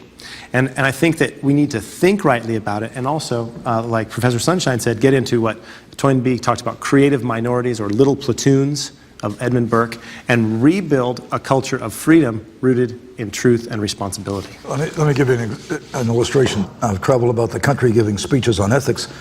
One of the places, the only place I got really good questions, was at Camp Lejeune, North Carolina, the 2nd Marine Division. And a grizzly master sergeant, gunnery sergeant, stood up in the question period and he said, "Mr. Coulson, which is more important? We're Marines, Semper Fidelis, loyalty or integrity?" And my mind instantly flashed back to that moment in the White House when Nixon said, "We got to break in to get these papers." That's when integrity kicks in. Integrity, what does integrity mean? Wholeness. Wholeness, yeah. So you're an integrated person. Like a ship goes to sea, watertight integrity is all the leaks, all the watertight doors are shut. You got to be one person. Isn't there a very vital role, actually, for emotion itself in directing our behavior? For example, if we are aware of and to some extent obedient to the moral code that we believe is somewhat, to some extent, inherent in us, and we are violating it or about to or tempted to, isn't one of the things that may hold us back the fear of how we're going to feel if we do? That anxiety about, I know if I do that, I'm going to hate myself for it. But that'll only happen if your emotions are properly educated. Yeah. That is, if reason's done its work, assisted by families and institutions of civil society. You have to basically accept the code in order to feel bad about violating it. And here's something that human experience validates very thoroughly, and that is that once you begin to break the code, you'll feel badly about it the first time, a little less badly about it the second time, a little less badly about it the third time. And that's the experience of human corruption. Good point. How, you know, if you set out to corrupt a person, to make the person morally worse, just start eroding it. Get them to do the bad act the first time. But what about this question of how you change someone who has already been on a certain course? Professor? Well, sometimes the advice is given, follow your conscience. Now, that's good advice, but it can be misleading advice because our consciences are fallible. Even a judgment made in conscience, sincerely, can be erroneous, can lead us down the wrong path. So the first thing we need to do in the process of reform is to inform our consciences, to be reflective, to draw on the resources of faith and reason, to really understand what's right and true and good. It seems to me that that's a first and indispensable step. Conscience is not the permissions department. It's not in the business of licensing whatever we want to do. The great 19th century British religious thinker John Henry Newman famously said that conscience is a stern monitor. Doesn't write permission slips. It says thou shalt or thou shalt not. It hands down rules. Too often, I think, today, in this environment of relativism, under this dictatorship of relativism, as the Pope says, we appeal to conscience just to license us to do whatever we want to do. We appeal to it against the moral law, rather than understanding it as the demand of the moral law made upon us. Yeah, conscience becomes basically what you feel at the moment. And what you feel at the moment is almost always the worst guide of what you should do, especially when the situation's difficult. We're talking about virtues. I mean, we're talking about the acquisition of virtues. So the first thing we need to do is to try to inform our consciences with the resources that are available. That's what parents try to do for their children. That's what religious communities try to do when they're functioning at their best. But then we have to talk about what the virtues are. Courage was a virtue known to the ancient Greeks and Romans, and it truly is a virtue. There are some contributions, I think, that are distinctive in the Christian or Judeo-Christian tradition. And I think it's very important for us to praise those virtues, to lift those virtues up, to encourage our people, especially our young people, to strive to realize those virtues in their lives. You mentioned courage. A military organization is obviously in need of people who have it. The United States Marine Corps is famous for having a few good men. So, how does the Marine Corps go about instilling that? Someone who can tell us about that. The fundamental premise to the Marine Corps character building experience is that everyone has to be given a common base. There's got to be a foundation that the Marine Corps sets that's the same for everyone, that everyone understands fundamentally is right. The Marines have been doing something for 230 plus years. For 230 plus years, it has worked. There's absolutely no reason to change their character building philosophy to conform to fads or fashion. How do they instill this sense of foundation in every single Marine? They do this by taking in young Marines into boot camp, young officers in officer candidate school, which is the officer version of boot camp, and breaking them down. And they tell them all, listen, you are not a special snowflake. There is nothing wonderful and amazing about you that makes you uniquely qualified to operate outside of the Marine Corps system. You outside of the Marine Corps system cannot be a successful Marine. It's just not going to work. How does that look in practice? It looks in practice with you standing at attention in week 1 with your drill instructor walking in front of you and telling you all the things about your uniform that are wrong. And keep in mind, you've spent probably 12 hours that last night getting them right. Everyone fails. When you make the slightest mistake, you're doing 50 push-ups. When you would like to wear your hair a certain way, your head is shaved. In fact, everyone's head is shaved to begin with so that individual identities go away. So day in and day out, you learn that you in and of yourself can do nothing right. And slowly but surely, you begin to conform to this system. Once you have this common foundation of how the Marine Corps operates, they tell you that now that you have qualified to become a Marine, having passed this boot camp or officer candidate school, your life fundamentally is no longer lived for yourself. For the privilege of becoming a Marine, you now incur the responsibility of living your life first for your mission and second for your Marines. When you have a common foundation and everyone operates with a worldview that is similar in the sense that there is right and there is wrong, it's amazing what you can accomplish as an organization when you don't have to argue about the very basics about how the world works, how leadership works, how one should think of serving one's unit, one's men, how one should think about accomplishing. When you don't have to worry about that, argue about that, what you can achieve is amazing. But the fundamental premise to building character in the Marines is there is right and there is wrong. And it is very black and white. Next, we're going to visit a prison where men, hardened criminals, are being trained to have this kind of reflex reaction. Come with us as we talk to inmates in a program run by Prison Fellowship in the Llano Lakes Prison in Minnesota. My name is Sterling Knox. I'm serving 120 months for second-degree unintentional murder.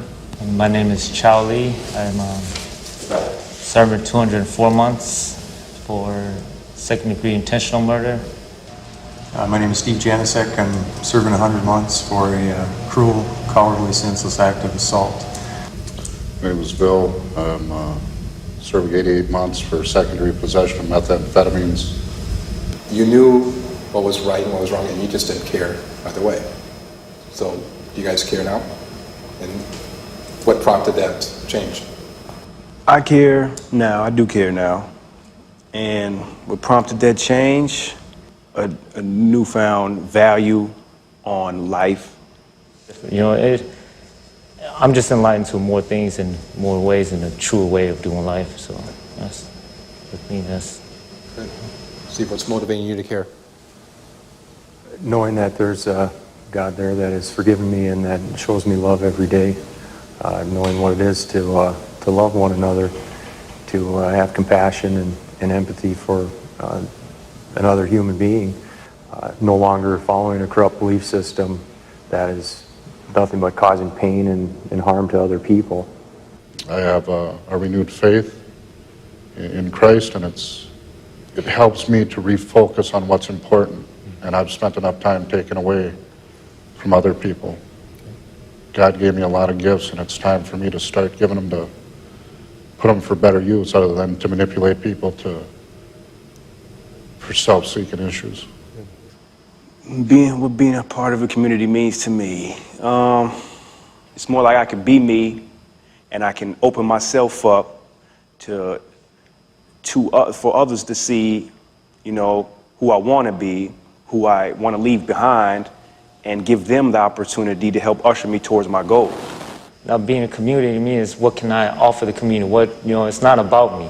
It's what can I give, and that's what I've come to learn and to try to live out. Is what can I give instead of what is there to offer them. So. Living in a community aspect of other brothers that are changing, I have a sense of freedom where, I can open my heart up to others. And then I think of the other people that are coming in just to become part of this community. One of the greatest gifts we can give each other is inspiration. And here, being a part of the IFI community, being part of community, period, I'm learning that it's okay to be me, that I am, that what I am, what God created me to be is just fine. From here on out, I'm going to be the person that people can say that this is what you can be, rather than saying this is what you do not want to be. I'm going to live my life in a fashion that I could leave this place in better shape than which I came. I'm going to live my life with integrity and do the difficult right thing. From here on out, I want to be the man and the father that my children need.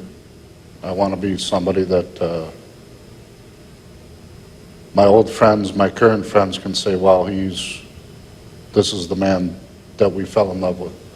This is the man that we respect. Chuck Colson, those 4 people are in your program.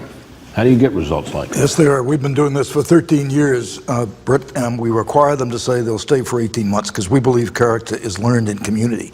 We believe it's experienced in the relationships, and they talk about being able to work with each other and support each other. It's the same phenomenon you saw in the Marine Corps. Everybody bonds together because if they don't, their lives are going to be lost. So we really have built intentional communities in 9, 10 prisons across America. We're studying the empirical results of the graduates getting out, contrasted with other groups. The national statistics are 60% reoffend within 3 years. Control group that was done in Texas found 20%. Our graduates, and this has been consistent across the board, 8%. So you can really build character. We asked the question at the beginning, how does the rebellious human will be subdued? Here are murderers, thieves, the dregs of society living together but helping one another to develop character. Now, so what is the idea? What is the concept? What does the trick with these guys? It's accountability to one another. If anybody signs up for our program, they're going to stay there 18 months, and people have turned down parole to stay in the program. They really want it because I've been in thousands of prisons. I've talked to tens of thousands of inmates. They get out and they do exactly what I did. They rationalize and they get right back in trouble.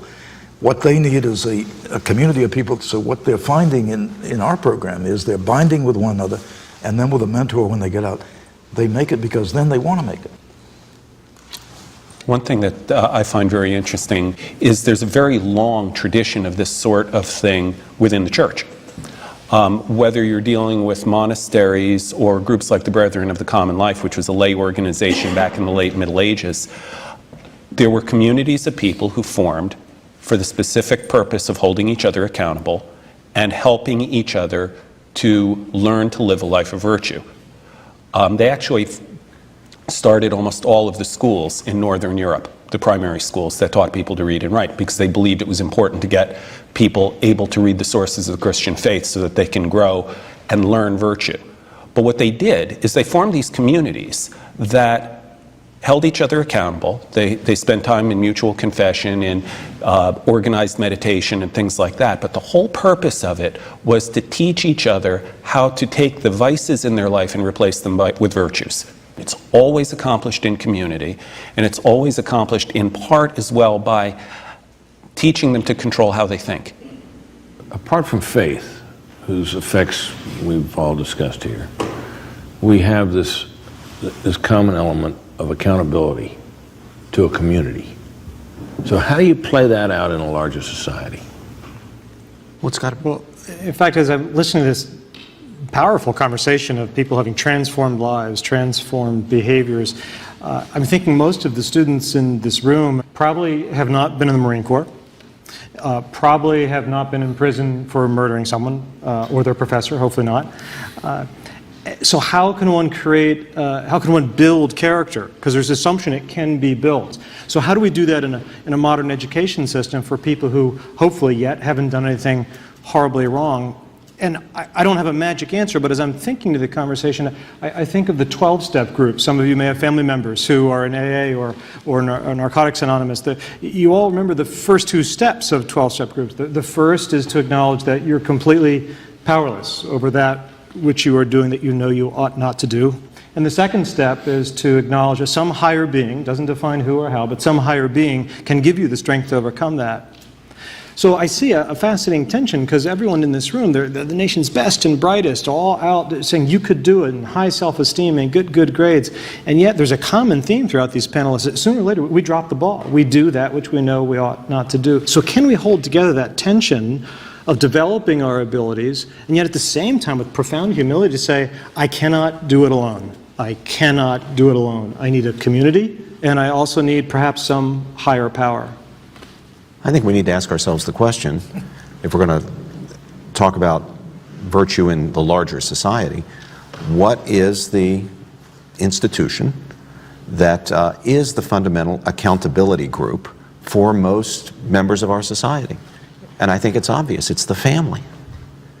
Now, I don't think any society, no matter how many wonderful prison programs it has, no matter how many great universities or schools it has, any society can be healthy if the institution of the family is not healthy, if it's failing to flourish, because that's the fundamental accountability structure. Well, the breakdown of the family has been the chief cause of the rise in the prison population from 229,000 to 2.3 million. And Wilson and Herrnstein at Harvard discovered that in 1986. I've seen it firsthand in the faces of thousands of people. It is true. Well, just to add to this, you asked the question, how do you deal with this in the larger society? And it's kind of been dealt with a little bit. But first of all, it's absolutely the family is fundamental. But I think there are other things as well that need to be developed. And Alexis de Tocqueville talked about the importance. He said, if you're going to have a free society, then you need, well, moral and free people. And you get this through various ways. He said, you get this first through local politics, local what he called intermediary institutions or civil society, private organizations, and also through religion. He didn't talk about the family specifically in this part, but I think it's underlying the whole thing. We need communities to help us become flourishing human beings. We learn how to do the right thing on the knees of our mothers and fathers, and then in our churches, in our Lions Club, etc., etc. And so there's been a breakdown of community, and that needs to be revitalized, and the state can't do it. For the benefit of the students sitting here, let me give you one practical suggestion. I didn't find this out until I hit my head, went to prison, and my meteoric career went down the drain. I have to hold myself accountable to other people. My wife, my immediate family, my kids. I would make a decision, think of making a decision without talking to them, and I've got a small accountability group, half a dozen people, and I won't make any move without their concurrence. I don't trust myself. That's a good place for you to start. Find 5 or 6 friends and form that kind of an accountability group. Reason, as we've discussed, can sometimes be no match for passion. So how do we train the human will? Well, we've been given a lot of help today in understanding character development. Our panel has clearly concluded that there is a moral and ethical crisis in America, and that the way out of it is to know what is right, and then, as we've discussed today, to be able to do that. We will turn now in our series to applying these ethical truths and values we've been discussing to the critical area of human life and death. Be sure to stay with us in this series. I'm Britt Hume.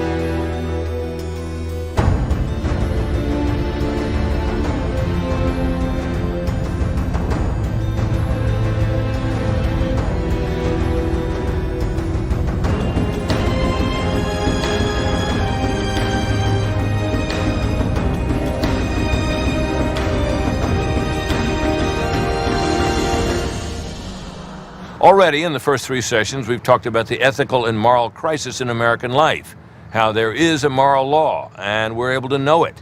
And third, how we behave in a way that while knowing what's right, we also do what's right. Join us while the panel and the students discuss this issue.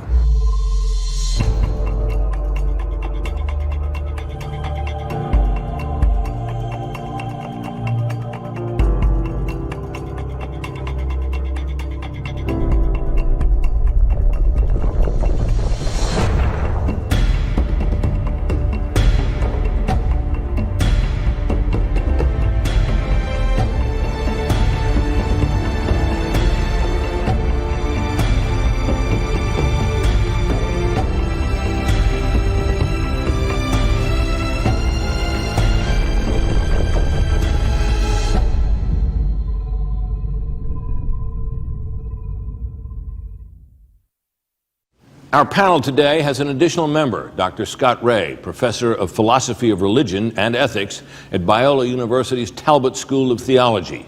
Dr. Rae is respected in the field of medical and business ethics. He joins our other panelist, Michael Miller of the Acton Institute, Dr. Robert George, Professor of Jurisprudence here at Princeton, Charles Colson, founder of Prison Fellowship and the Colson Center for Christian Worldview, and Dr. Glenn Sunshine of Central Connecticut University.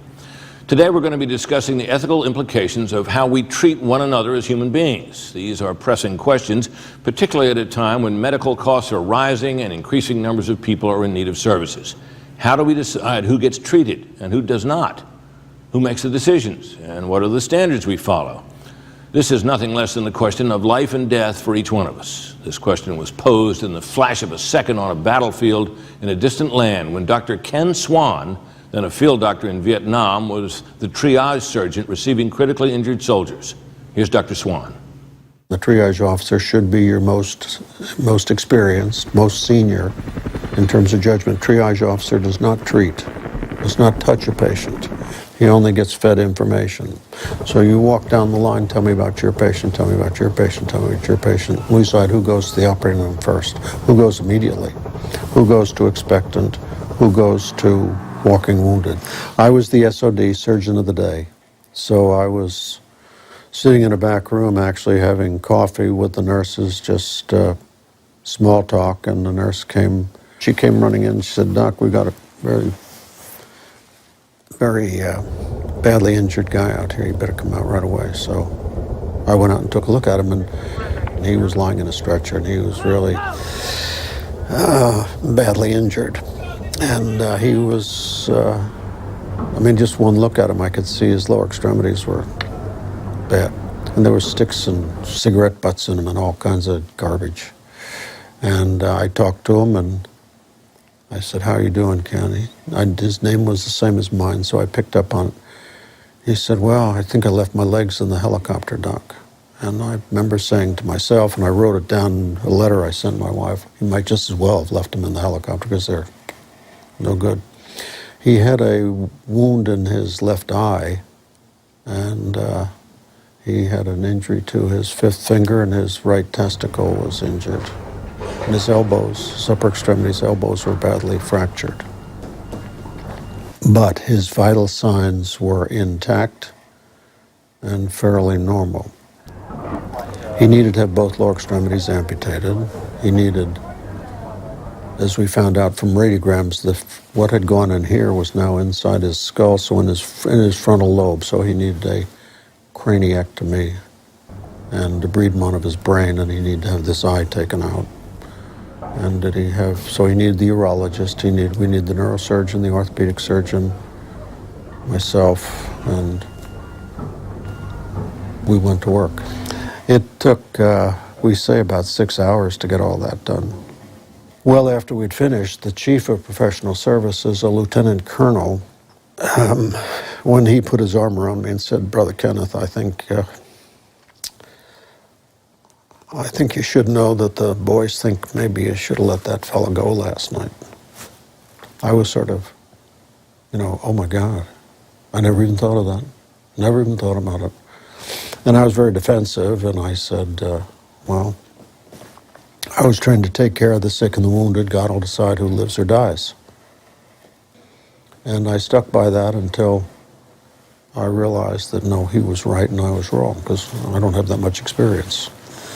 The chaplain's assistant said, I just want to let you know that Kenny made it home. My parents wrote me and told me. And then I realized, oh my God, I sort of thought he was going to succumb.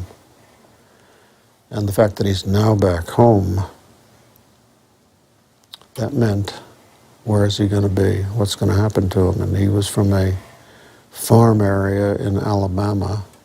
And I pictured him with mother and father in a farmhouse in a back room, blind and confined to bed, and probably cigarette ashes all over him and a can of beer next to him or something like that. And I thought how hideous that was. An agonizing question there. Chuck? I wrote about Dr. Swan in one of my books, How Now Shall We Live, because I saw on television the joyous reunion with Ken McGarity when he came back and discovered that the man he had saved was living a full life and was married and had children. So, in my mind, at least he made the right decision, even though his commanding officer chastised him for it, and even though Dr. Swan would tell you to this day that he has doubts about whether he really did the right thing. But that's an awkward situation. That's the most morally difficult situation anybody ever faces. Robbie? He did the right thing, and I don't think that he should have any doubts. At the foundation of our thinking about ethics is the basic principle that every human being, regardless of how rich or poor, intelligent or not so intelligent, robust and healthy or severely debilitated, possesses a profound, inherent, and equal dignity and a right to life. So we must never suppose that there are some lives unworthy of being lived, that there are lives unworthy of life, that there are useless eaters, that there are people who are better off dead. But even if you accept that, I mean, the choice is not often between whether to let some one person live or die. It's whether how to allocate the scarce resources at your disposal. Even if you accept that every one of these people who may be lying there and needed treatment is in the image of God and equally deserving of life. Your thoughts? I think those are two different uses of the idea of triage. What Dr. Swan, I think, referred to as the normal way that triage is done, that's a medical decision about how to allocate scarce resources when you can't save everybody. And those are medical decisions based on the likelihood of survival. Robbie, what you're referring to is a different sort of triage where the basis on which those judgments are made are value judgments about the value of a person. And that's a different sort of decision that we have to make today. Right. I think that Professor Ray is correct. I mean, the existence of life, because we're created in the image and likeness of God, because we have inherent dignity, life is valuable whether we are productive or not. And when we start to reduce things to productivity or to utility, then we go from a situation of scarce resources in a battlefield to now thinking purely utilitarian means, a cost-benefit analysis, whether we should say, for example, elderly people who've had a stroke or Down syndrome. And actually, that's not very different from Dr. Swan's situation. He specified that there was some routine care going on, but there was no one else coming in that was injured. So it wasn't a matter of deciding to treat him and leaving someone else untreated. It was a question of whether he was worth treating at all. Right, because which gets us back to your point, which is that all other things being equal, and in this case, apparently all other things were equal. The question is whether to let someone die or not, and that's it. Yeah, and that's, I think, the real question confronting us as a culture and as a polity. Either we are going to stick at the basis of our ethics and at the base of our medicine with the proposition that every human being has profound, inherent, and equal dignity, or we're going to abandon that in favor of the view that was once associated with the movement known as eugenics, which distinguished some people as superior and other people as inferior, and favored those who were allegedly superior over the inferior. Now, the eugenics movement got a bad name because of its association with the Nazis. The idea of Lebenswertes Leben, lives unworthy of life. You know what the Nazis did to lives they thought were unworthy of life. But what people forget is that the Nazis didn't invent that doctrine. They picked it up. The doctrine was invented not by these thugs, but by well-educated, polite, liberal-thinking people, progressives, people like Håkan Binding, who wrote the book, Lives Unworthy of Life, They were a doctor and a lawyer in Germany, in the Weimar Republic before the rise of the Nazis, who promoted the eugenics idea. It also became very popular in the United States, not among thuggish people, but in the elite sector of the culture. No less than Oliver Wendell Holmes, the great American jurist and Supreme Court justice, in a famous case called Buck against Bell, endorsed the eugenics doctrine by saying, with respect to the forced sterilization of a woman who was thought to be mentally disabled, that 3 generations of imbeciles is enough. Well, eugenics suffered from having a bad name because of its association with the Nazis for a long time, but it's back. And we now face the question, are we going to buy it or not buy it? And we have to resist that with all our might. There is another aspect to this ethical dilemma, and it goes to the question of whether what you might decide to do may harm others. Father Robert Sirico has examined this question. What if your actions to do good actually cause harm to someone else? After that, we'll hear a very personal view on the subject of caring for those with significant physical handicaps. Father Sirico. The doctor would treat the most urgent situation, the person perhaps nearest death but not yet dead. And in the process of treating that person, other people may be waiting for the treatment and may in fact die as a result of the good that the doctor is doing. Now, that might have been foreseen but not intended, and there was a certain risk, a certain amount of prudence that was required in order to make that priority. And so the principle of double effect never allows one to choose an evil, but to choose a good, understanding that an evil may actually result as a kind of side issue. It's important to understand that the principle of double effect is not a utilitarian consideration. It is based on objective moral norms and goods. When I first became spinal cord injured and realized my quadriplegia was total and permanent, at first I didn't want to live. I mean, I think that's because back then I was way too influenced by the things that society values, like appearance, abilities, whether or not I could contribute, whether or not I could walk or run. Yet, even though I could not use my hands or legs, I was still the same person. I was still me. And my instinctive desire to live far outweighed my despair.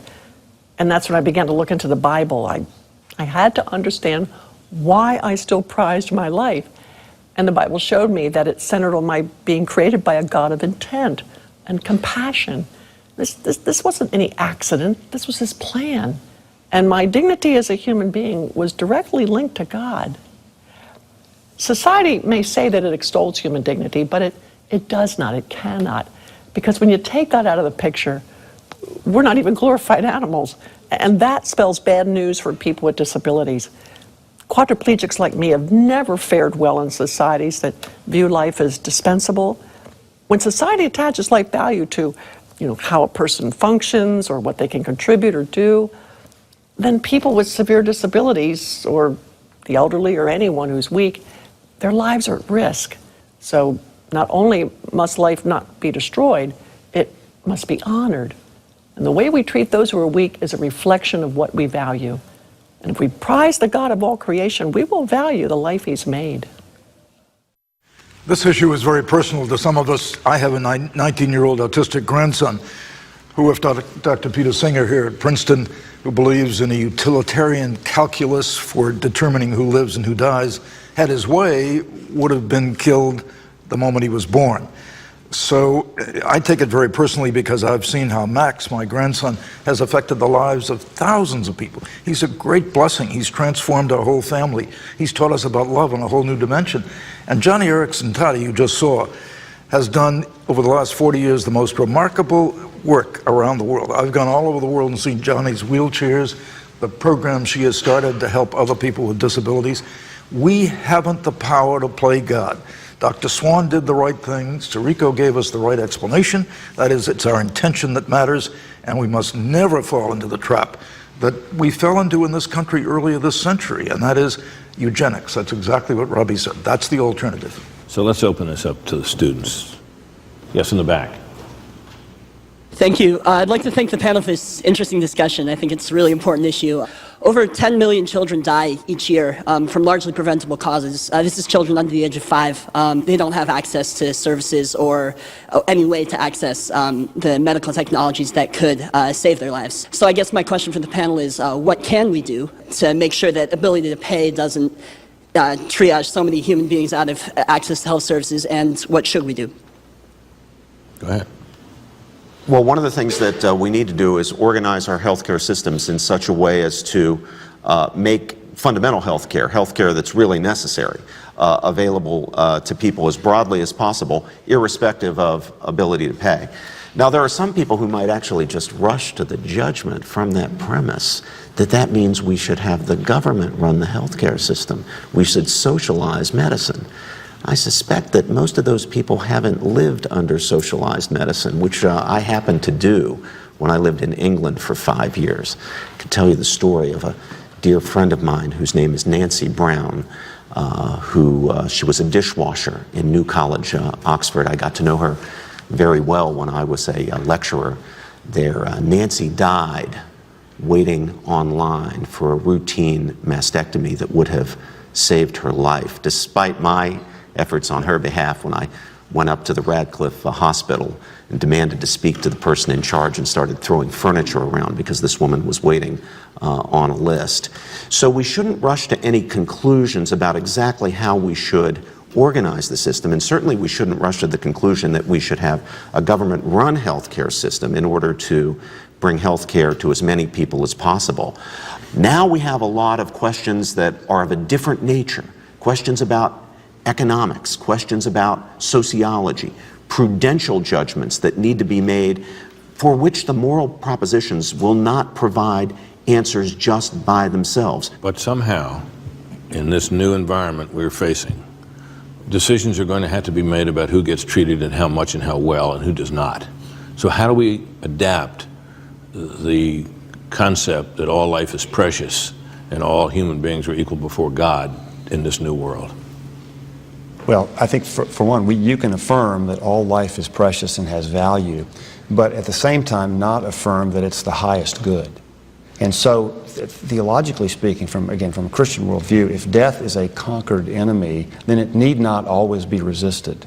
And under certain circumstances, it is appropriate to say enough to certain treatments that only delay. But who gets to make I've made that call myself in my own life when my mother, dying of cancer, could have been kept going for an indefinite period of time. We all know about such cases.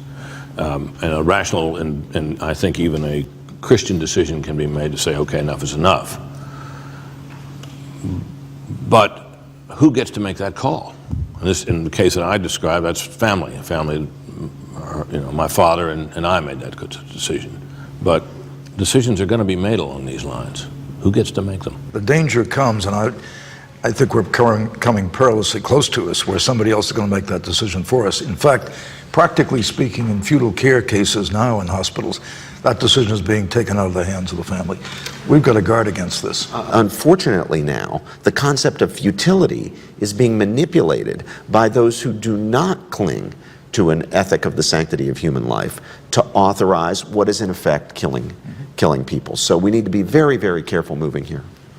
I mean, I just would agree with that. I think that's the danger. I mean, life has sanctity, it has dignity, and we don't have the right to take our own lives or the life of our mother, father, brother, sister. And so there's even a dangerous area where we're treading when you say, who's going to be able to make the decision? I mean, this is fundamentally a problem with government running healthcare because it takes a utilitarian approach. But even the family has to make a decision, as Professor George said, in light of the truth about the human person. And this goes back to the whole discussion that we've had throughout these panels about how a proper understanding of who the human person is and what the person is in relationship to others and to society, if we lose that, and we are losing that, it becomes very, very dangerous, especially for certain groups, the unborn, the elderly, and the disabled. One question that's raised is whether, as Governor Richard Lamb famously said, the old have a duty to die.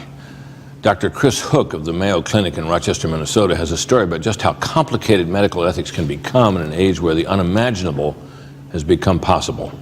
New questions are raised and old issues that many had thought were settled return.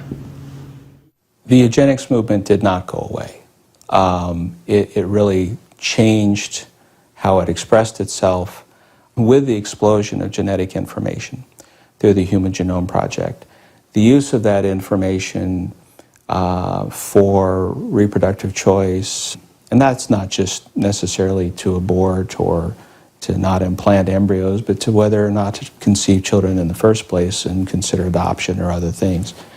That information is going to be used. There has been the use of pre-implantation genetic diagnosis to allow certain normal individuals to live while other normal embryos were discarded. I'll give you an example. In 2001, there was a case of a young woman, a little girl, who had an inherited bone marrow problem called Fanconi's anemia.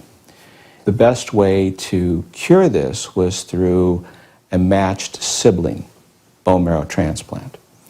And you could get from a non-sibling donor, but there would be other immunologic consequences and elements of that. So her parents went and conceived roughly 30 embryos through in vitro fertilization.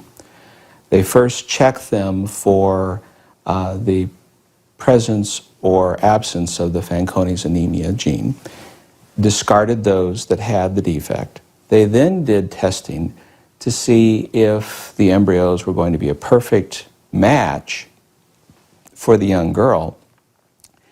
And even though they were normal, if they weren't a match, they were discarded. And that left 4. And then they did single embryo transfers, and ultimately a brother was born who served as a bone marrow donor.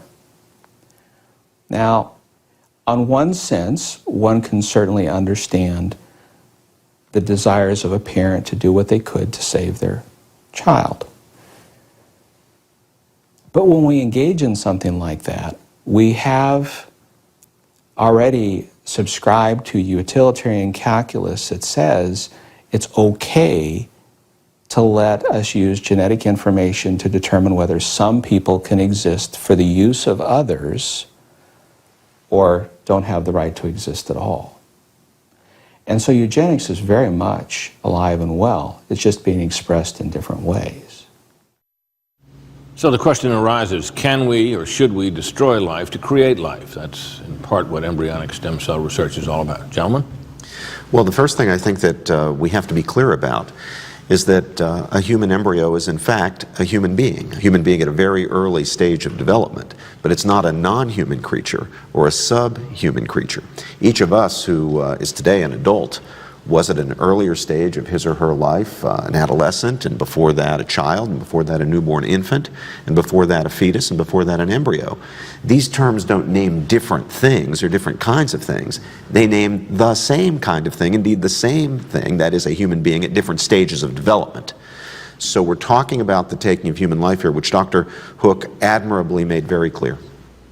If you want to know what a human embryo is, just look at any of the textbooks that are used in human medicine and anatomy, and you'll see what it is. The real question is, are we willing to sacrifice the lives of some human beings for the sake of others? And that means, are we willing to give up the sanctity of human life ethic in favor of an ethics of eugenics? Dr. Sunshine.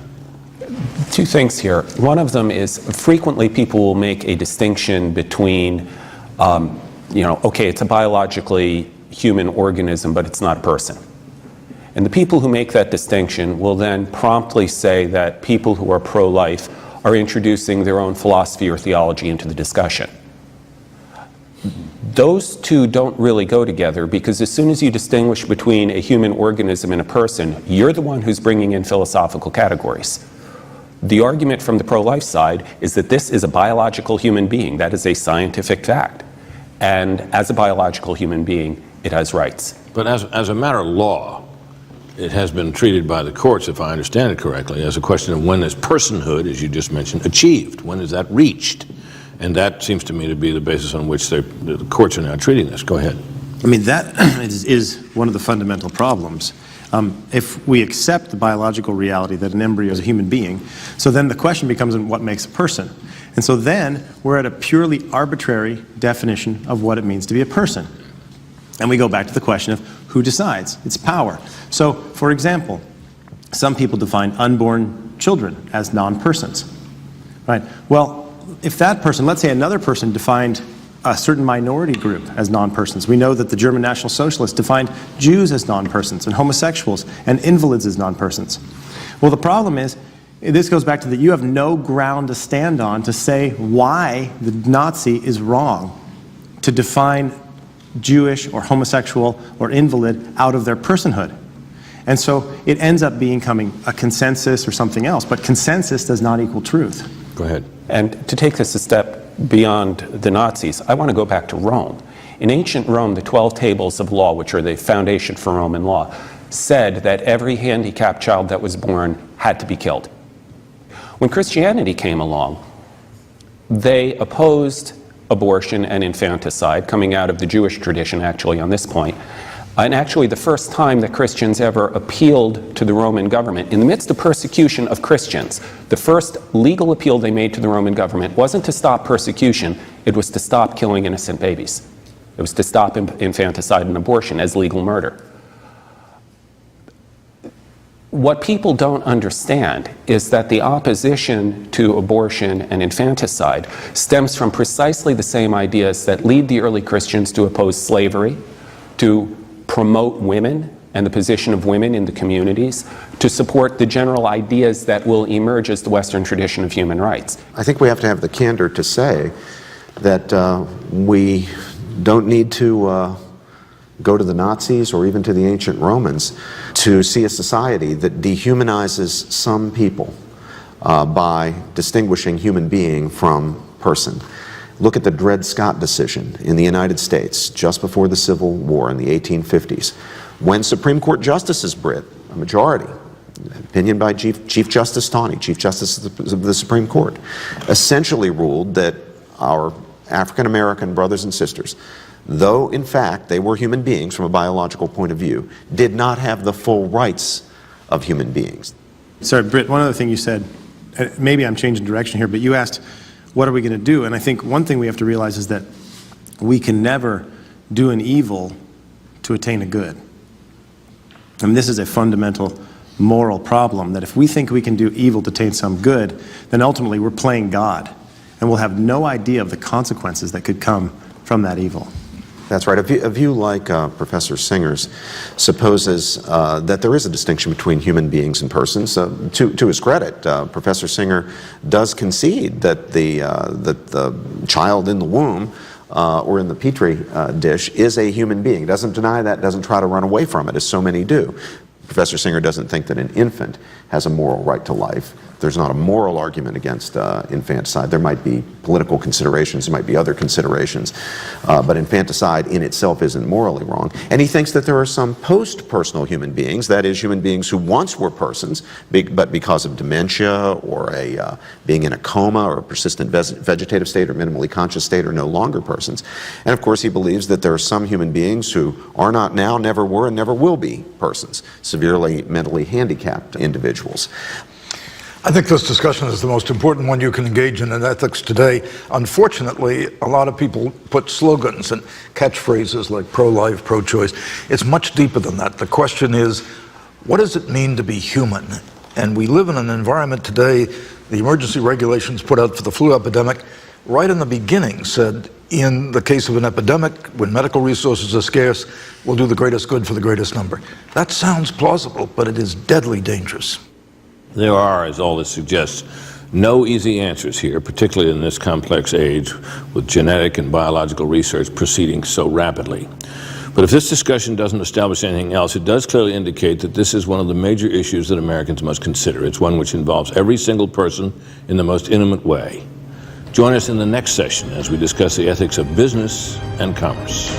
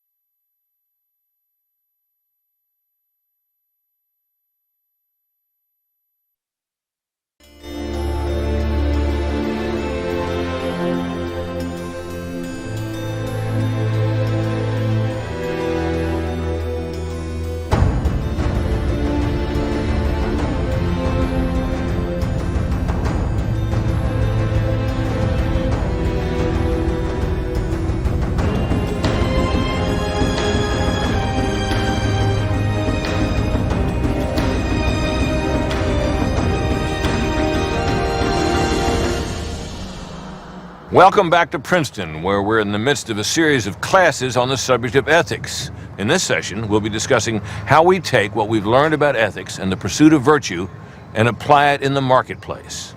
So the broader question today is there a way to provide the necessary moral restraint for free societies to survive?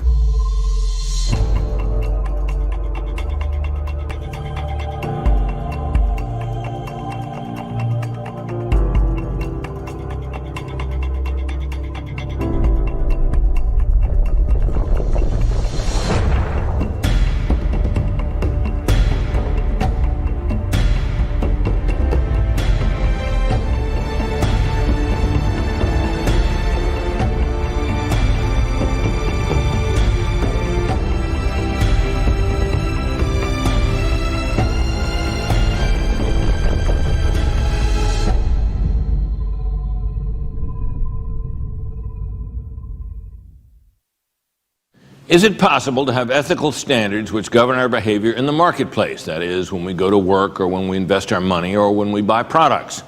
What we'll be discussing today affects every one of us. The question before the House is this: can we assure the necessary moral restraints for a free market system to work? We'll hear as well from a man who knows what the lack of ethics means in the business world, Eric Pillmore, a successful businessman and expert on ethics who went in to clean up the mess at Tyco in the wake of Tyco chief Dennis Kozlowski's criminal acts. This was 2002, in the midst of kind of Enron, WorldCom, and Tyco. There was a CEO of the company who had charges brought against him related to his personal tax situation, which basically led to the uncovering of a major fraud, a theft of $600 million by the CFO and the CEO. And I was part of the turnaround team brought in the summer of 2002 to help investigate what had happened and then, more importantly, look at what needed to change in order to get the company back on its feet and to participate in trying to rebuild the integrity and reputation of financial markets in the U.S.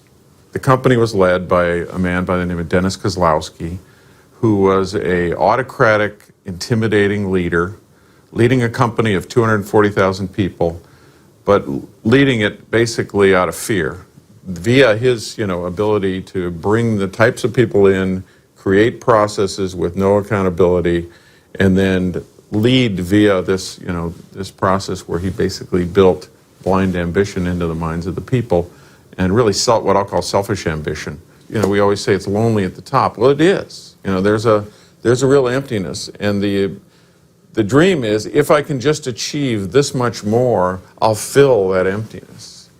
And, we all know that's not true. But the psychology of the individual at the time, I think, particularly in these heady times in the late 90s and the early part of this decade, folks, pursued wealth at kind of any cost and without really any regard for others. It was more driven by selfish greed. One of the things I'd like to throw out on the table is that we really do live in an age of obsessive individualism. Corporate executives go in to see how much money they can make out of a corporation rather than what that corporation can do. The historic classical model that we follow in the West is one that cares deeply about producing products and services that are of benefit to the public, that takes care of its working force, that invests back in the community in which it resides. And let me let you hear from Ben Stein, and here's what he said about obsessive individualism. We have a business model in this country which is just heartbreakingly unethical. Not everywhere. There's still people founding great companies, but the real problem, I think, is the problem of the manager who really believes he has only one obligation, and that obligation is to just make as much money as fast as he can and get the heck out of there before anybody catches him. I mean, that's sort of how it's done. It's not based on trying to have any kind of long-term plan for helping the country or the company or the employees or the stockholders. It's just, how can I loot this company for myself? So how widespread are ethical failures in the business world? Tyco, of course, is a dramatic example, but can we really know how deeply these problems run in our culture? What are other indicators we can see? Gentlemen? Well, I think one thing we all know is that human beings, we're prone to selfishness. Christians have an account of that called original sin. It's part of our nature. So then the question becomes, what economic system, what political system, what kind of cultural order would tend to promote or exacerbate the problem of selfishness, and what might ameliorate it a bit? And the question that's always been put to free market people, and I myself am a defender of the market economy, the regulated market economy, but the question that's legitimately put is this: does the market system, based on the profit motive, presuppose or promote selfishness? Is it part of the problem that everyone recognizes we have in the culture, which the late Robert P. Casey, the former governor of Pennsylvania, once called the cult of the imperial self?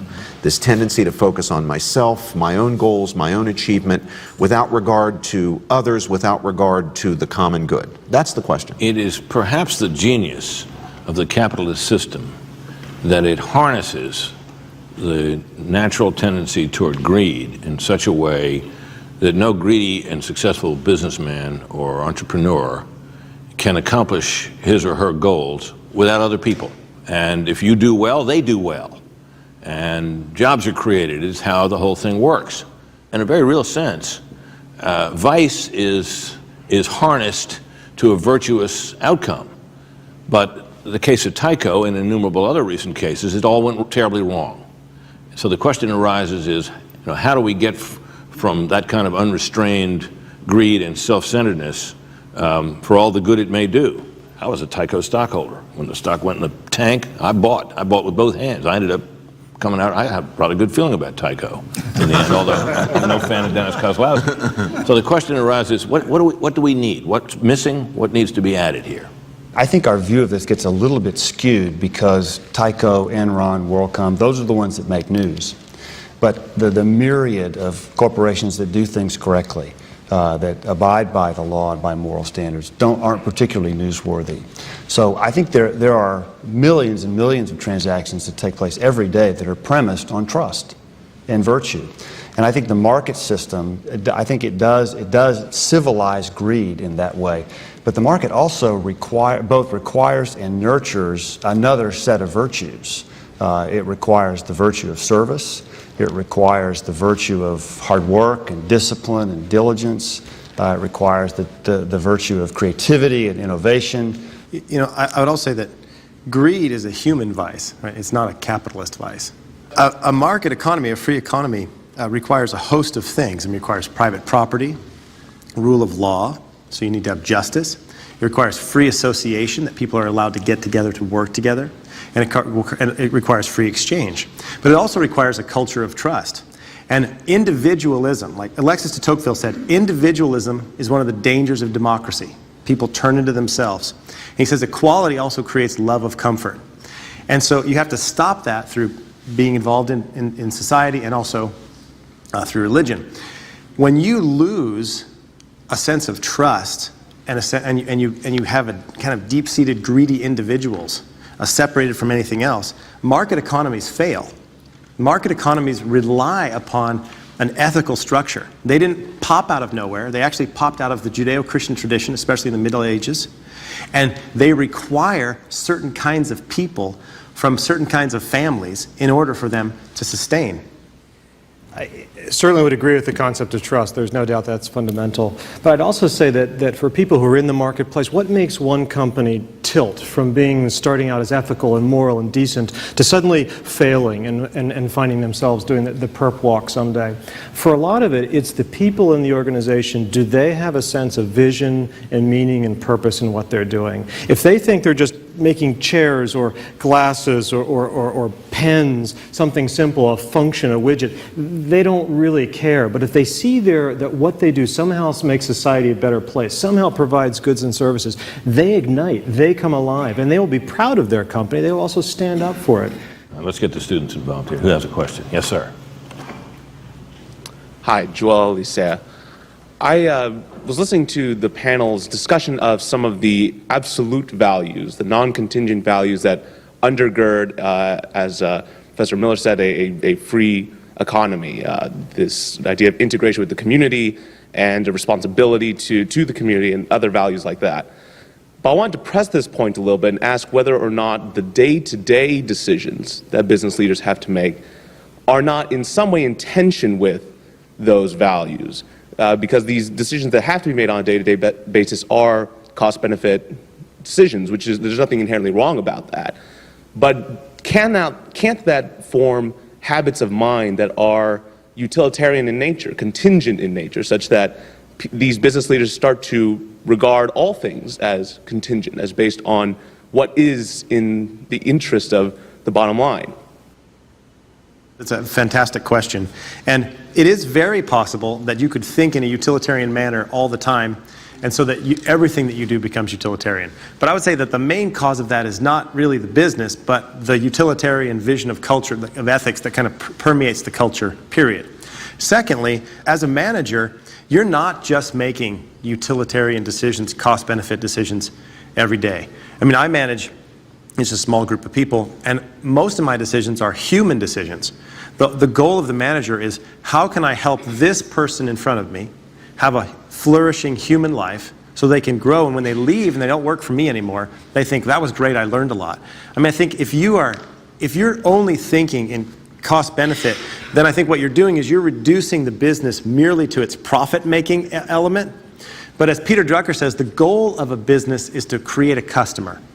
And the goal of a manager is not merely to make profit, but to create sustainable value. And on the second thing is, can it have negative impacts? Absolutely. I mean, look, Adam Smith, the greatest proponent of free markets ever, said, what happens when business people get in the room, rarely do they get together, they don't conspire to rip off the public. Okay? I mean, that's Adam Smith, because people will do bad things, and when there's a lot of money in front of you, the temptations are great. But that doesn't mean that the enterprise of business is fundamentally immoral, right? Just like the enterprise of a university is not fundamentally immoral just because you have immoral people working there. Or even of Congress. And maybe even of Congress. That's pushing it. So what does a responsible corporate citizen look like today? To answer that, we talked to Father Robert Sirico of the Acton Institute. Having the vocation, if you will, of work places within the hands of every man and woman who's involved at various aspects of enterprise and business a certain stewardship responsibility. Now, a steward is a person who may not own the property, and in this sense I mean own in the sense of having created it from nothing, but that we have some responsibility over its care, over its productivity, over its extension. And so the stewardship responsibility that men and women of enterprise have is a responsibility to keep their eye on all of the dimensions of their enterprise, which has to do certainly with the productivity, that is to say profit-making, because without profit you don't have a sign that you're doing what you set out to do. But in addition to that, all of the factors that go into enterprise has to do with the natural environment, it has to do with the people who are collaborating with you in that enterprise, it has to do with the people to whom you are selling the products of your labor, it has to do with your suppliers. So it really is a whole set of human actions that are taking place in a community. Enterprise, the market, is never an individualistic thing. It is always an individual in cooperation with other individuals, either to produce, to buy, or to sell. I think that one of the reasons that work has such an incredible moral dimension is because there are very few other things that can touch so many aspects of human life, whereby the work that we engage in, the property that we produce from that engagement, is so closely associated with ourselves, with our lives. It's a way in which we extend our life. It's a way in which we live our life. If you consider it deeply enough, you understand that work exemplifies some of the most creative aspects of who human beings are. Human beings are not bound to things by instinct. Animals are bound to things by instinct. Human beings are bound to things by the use of their reason, by their intellectual capacity, by their choices, and by a moral dimension that they bring to it. In response to that first question, producing products in the common interest, we interviewed two businessmen. Bob Rowling took a courageous step which he believed was in the public interest, even though it could have cost him a lot of money in the short term. And we'll hear from Doug DeVos, who talked about the values his father built into the DNA of the Amway Corporation and how his company continues to be guided by that vision today. We got into the hotel business in the early 90s and acquired Omni in 1996. In about 1999, we made the decision to remove pornography from our hotels. And I've been asked why we made that decision. When we first got in the business in the early 90s, hotels showed R-rated movies, and we saw a progression where the content became more and more XXX rated. So in the late 90s, we decided that we were going to pull the pornography out of all of our hotels. And the decision was not without some internal debate in our company. We had people, it cost us a lot of revenue. About 60% of the movie revenue that comes into hotels is from pornography. There's never been a debate, I don't think, in our society that pornography denigrates women, it destroys families, it leads to crime. There's no redeeming societal benefit to pornography. And in fact, just the opposite. It actually ruins people's lives. People become addicted to it. And it was an interesting response when we pulled it. We received, I think over the years, we've had over 100,000 emails, letters, thank yous, letters from men who say, look, I travel on business. I have a family, a wife and family. I'm tempted when I go to a hotel that offers pornography. Thank you for pulling it out. And so we made a decision that we thought was going to cost us money. I think because of the public relations, good public relations that came with it, I think we've actually at least broken even. I don't think it's cost us a dime by being a good corporate responsible citizen. The role that we have and the relationship that we have with the community here in Ada and Grand Rapids kind of comes from one of those founders' fundamentals of family.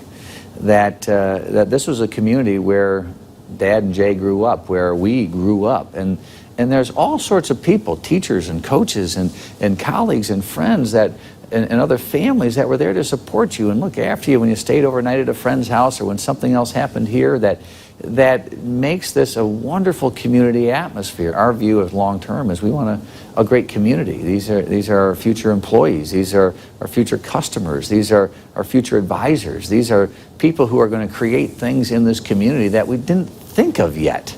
They're going to create new products or new businesses that never existed before. Well, it's the long-term perspective, and it's a faith perspective as well. I think we have to talk about that. Doing the right things, that's what makes you happy. So you do good things by having a good business, and you do good things by giving back in a proper way to a good community. I know Rich DeVos, who's plowed millions back into Grand Rapids, as many of the Dutch families have. He does that because he loves that community. He was raised in it. When he started his business, he started with his neighbors. This whole idea of being rooted in the community, this whole idea about caring about the people that helped you rise up the corporate ladder, those are good models. That's what we have to honor that. What we see here in the person of these executives are people who clearly themselves have some strong moral compass. It guides their actions and it guides, therefore, the behavior of their corporations. But how do we arrange the incentives for all corporate managers and leaders in such a way that, and we all understand the incentive for profit, that's a necessity, but that creates as well a sense of commitment to the community, a sense of the need to run your businesses in an ethical way? How do we do that? I mean, I think there are a lot of things, but let me say one area. I mean, one thing, I think we have to have a proper understanding of what business is, and then the role of business in society. And oftentimes we start with a negative view of business, that somehow business is just taking from society. But the point is, business contributes to the common good in a very positive way. And if you have that vision of how business works from the beginning, if you start a business, you're working a business, I think this is going to have a positive influence on the way you run your business. Michael, I think that point is fundamentally right. You know, businesses can do evil as well as good. Absolutely. Businesses are created and run by human beings. And there's good and evil in us. The line between good and evil, as it's been famously said, runs right down the middle of the human heart.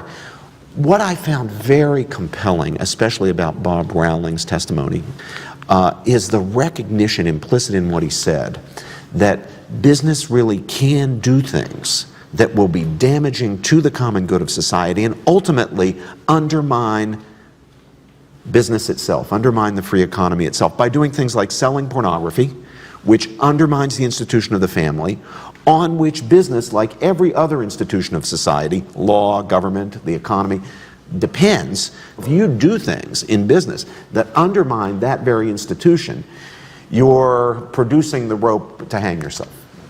So how do good leaders do just that, to tilt towards the good as opposed to towards evil? I think we saw in those clips, take Bob Rowling, powerful example. The first thing, which is maybe the hardest, is he recognized that there was something wrong. It was industry practice. There was nothing illegal. He wasn't breaking any codes, any regulations, but he sensed something in his inner clock or his inner compass said something's not right.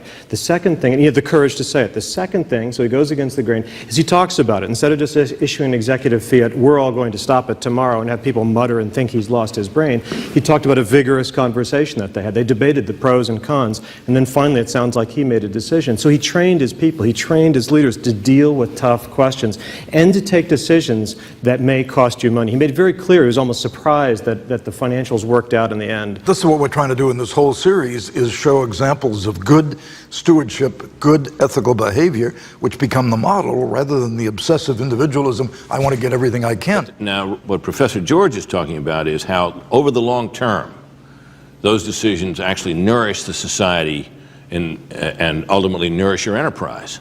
But beyond that, are there other reasons why you should be good corporate stewards and run your companies on a moral basis? I have a proposal for you, Britt. These days, people seem to think that there's something very bad about stigmatizing people, stigmatizing other people. Well, I think we don't do enough stigmatizing. We should stigmatize people who engage in bad behavior, destructive behavior in business or elsewhere, even if it's not illegal behavior. And the other side of that is we should honor people like these people who do the right thing for the right reason and are willing to take risks with the bottom line in order to do the right thing. So the first step, I think, would be to honor people who deserve to be honored, and let's re-stigmatize bad business practices, destructive business practices. There's some of that going on. I mean, the environmental movement has had a powerful impact. It's got every corporation in America just about trying to outdo itself in terms of being green. We stigmatized the cigarette industry. We did. But we have to face Britt's question square on, and I think this is it. In the short run, it can cost you money. Oh, sure. It might even put your business in jeopardy. So it takes a strong will, a strong moral sense and a strong will to be able to take those risks. Let's not forget the one elephant in the room we haven't talked about, and that's money. One of the ways to incent behavior is to align compensation systems with desired outcomes.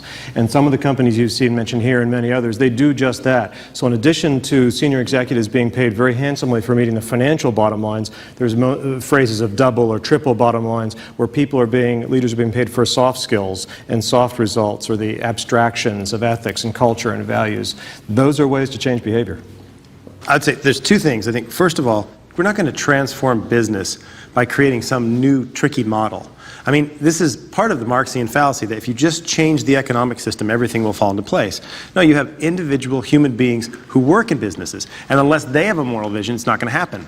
But the second point is, this is what we've seen with the whole corporate social responsibility movement that you brought up, Britt, and that is, that movement, I would argue, is a disaster for business ethics and a disaster for society. Because one, it substitutes actual questions of right and wrong and good and bad with what's politically or socially fashionable at the time. One. Two, it's relativistic. Enron had a fantastic corporate social responsibility program. It's largely ineffective. The money goes to different groups, and it ultimately ends up being a protection racket. So that it's like a new transaction cost of doing business in the United States. You have to pay off the Greens and the Catholics and the pro-aborts and the anti-aborts and the hunters and PETA, so that they just leave you alone so you can do business. And that's a substitute for ethics. And then you call that ethics. Yeah. And that's a substitute for ethics. So then what happens is you have all these people say, we are a green company. Yes, but are we telling the truth? Are we treating people as means to an end or an ends in themselves? But we keep coming back to this question, and it seems to me that and maybe it's the answer, which is that at the top of these enterprises, enterprises, you need virtuous people. Of course. And there's no way around it. That the system itself will not, by itself, by its natural financial incentives, generate virtue. That's true in every institution, not just business. That's true in universities. That's true in churches and religious communities. But you know what? To produce such people, there's only one institution that can really do it well, the institution of the family. Right. And if you let that fall apart as we have to such a large extent in this country, the consequences will show themselves up in scandals in business, scandals in universities, scandals in churches, scandals Let's in get one last institution. comment and we'll bring in the students.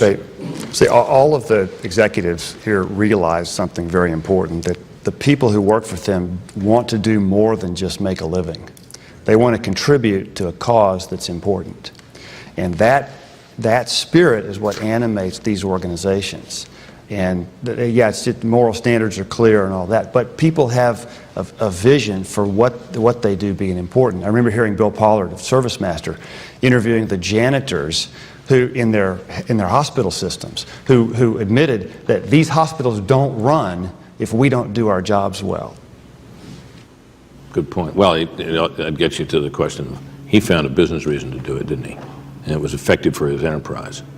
And so in many cases, virtuous behavior in management generates energy in the workforce, which generates productivity, and then that does go to the bottom line. But do you want to comment on that? I mean, you do a lot with a business executive, so. Yeah, I would agree with what you're saying, but maybe we'll let another student chime in with a question, then I'll comment on that. Go ahead. Right there. You, young.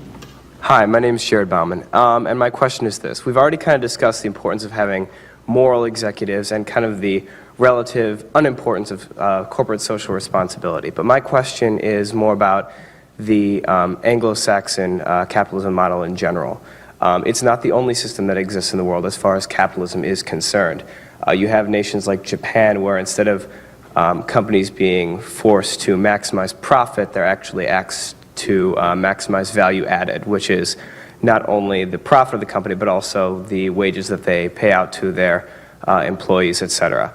And I was wondering what you guys thought of that as a way to develop community within the company and foster social responsibility as a whole. Implied, if not actually asked by the student, which is, what is it about our way of doing this that suggests that it's the way we ought to be doing it? Maybe we ought to be imitating Europe or Japan or whoever. What about it? Well, our system is not perfect, and no system is. And I think we need to be thinking about ways to improve it. And in thinking about ways to improve it, we should look at other models. Now, we're going to find that those other models, including Japan, have flaws as well as good points. But we need to think critically and creatively about it. One tension I think we have to recognize is the tension that is created by the need to stimulate demand for goods and services. It's good for business that we want lots of toys. It's good for business that we want lots of material things. Now, how do we do that in a way that doesn't undermine other values that are equally or more important? And I think that's the challenge of society. I mean, there's no perfect system. And you have consumerism in a socialist economy, you have consumerism in social democratic and in capitalist society. So I think fundamentally, like I work at an economic think tank, and I don't think economics are actually that important. I don't think economics are the foundation of society. And what's the foundation of society is the family, religion, culture. This is what has to be transformed. And when we transform that, then a market economy can flourish because free societies require free people. And the market cannot create free people. Once again here, we've heard a good case made of why moral behavior is essential to the proper functioning of our society. In the next session, we apply ethics to public life. See you then.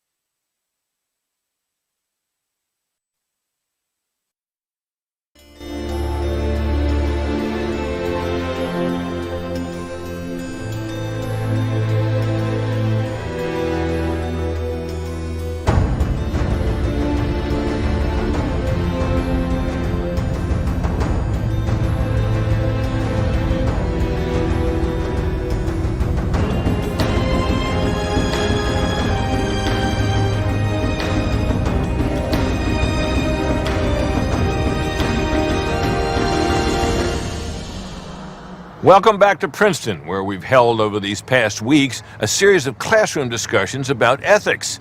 This is brought to you by the Witherspoon Institute here at Princeton and the Colson Center for Christian Worldview in Lansdowne, Virginia. It's an effort to educate people on doing what is right. We've dealt in this series with the economic meltdown of 2008, how moral law is essential for a foundation of ethics, and the question of whether, even when we know what is right, do we have the will to do it? And then we got into the application of ethical standards to medicine and life, to the marketplace, and finally today, to the public square. How to create a just society. What is a just society? What are the ethical standards by which we can promote human flourishing, not only in our nation, but even around the world? Come join us.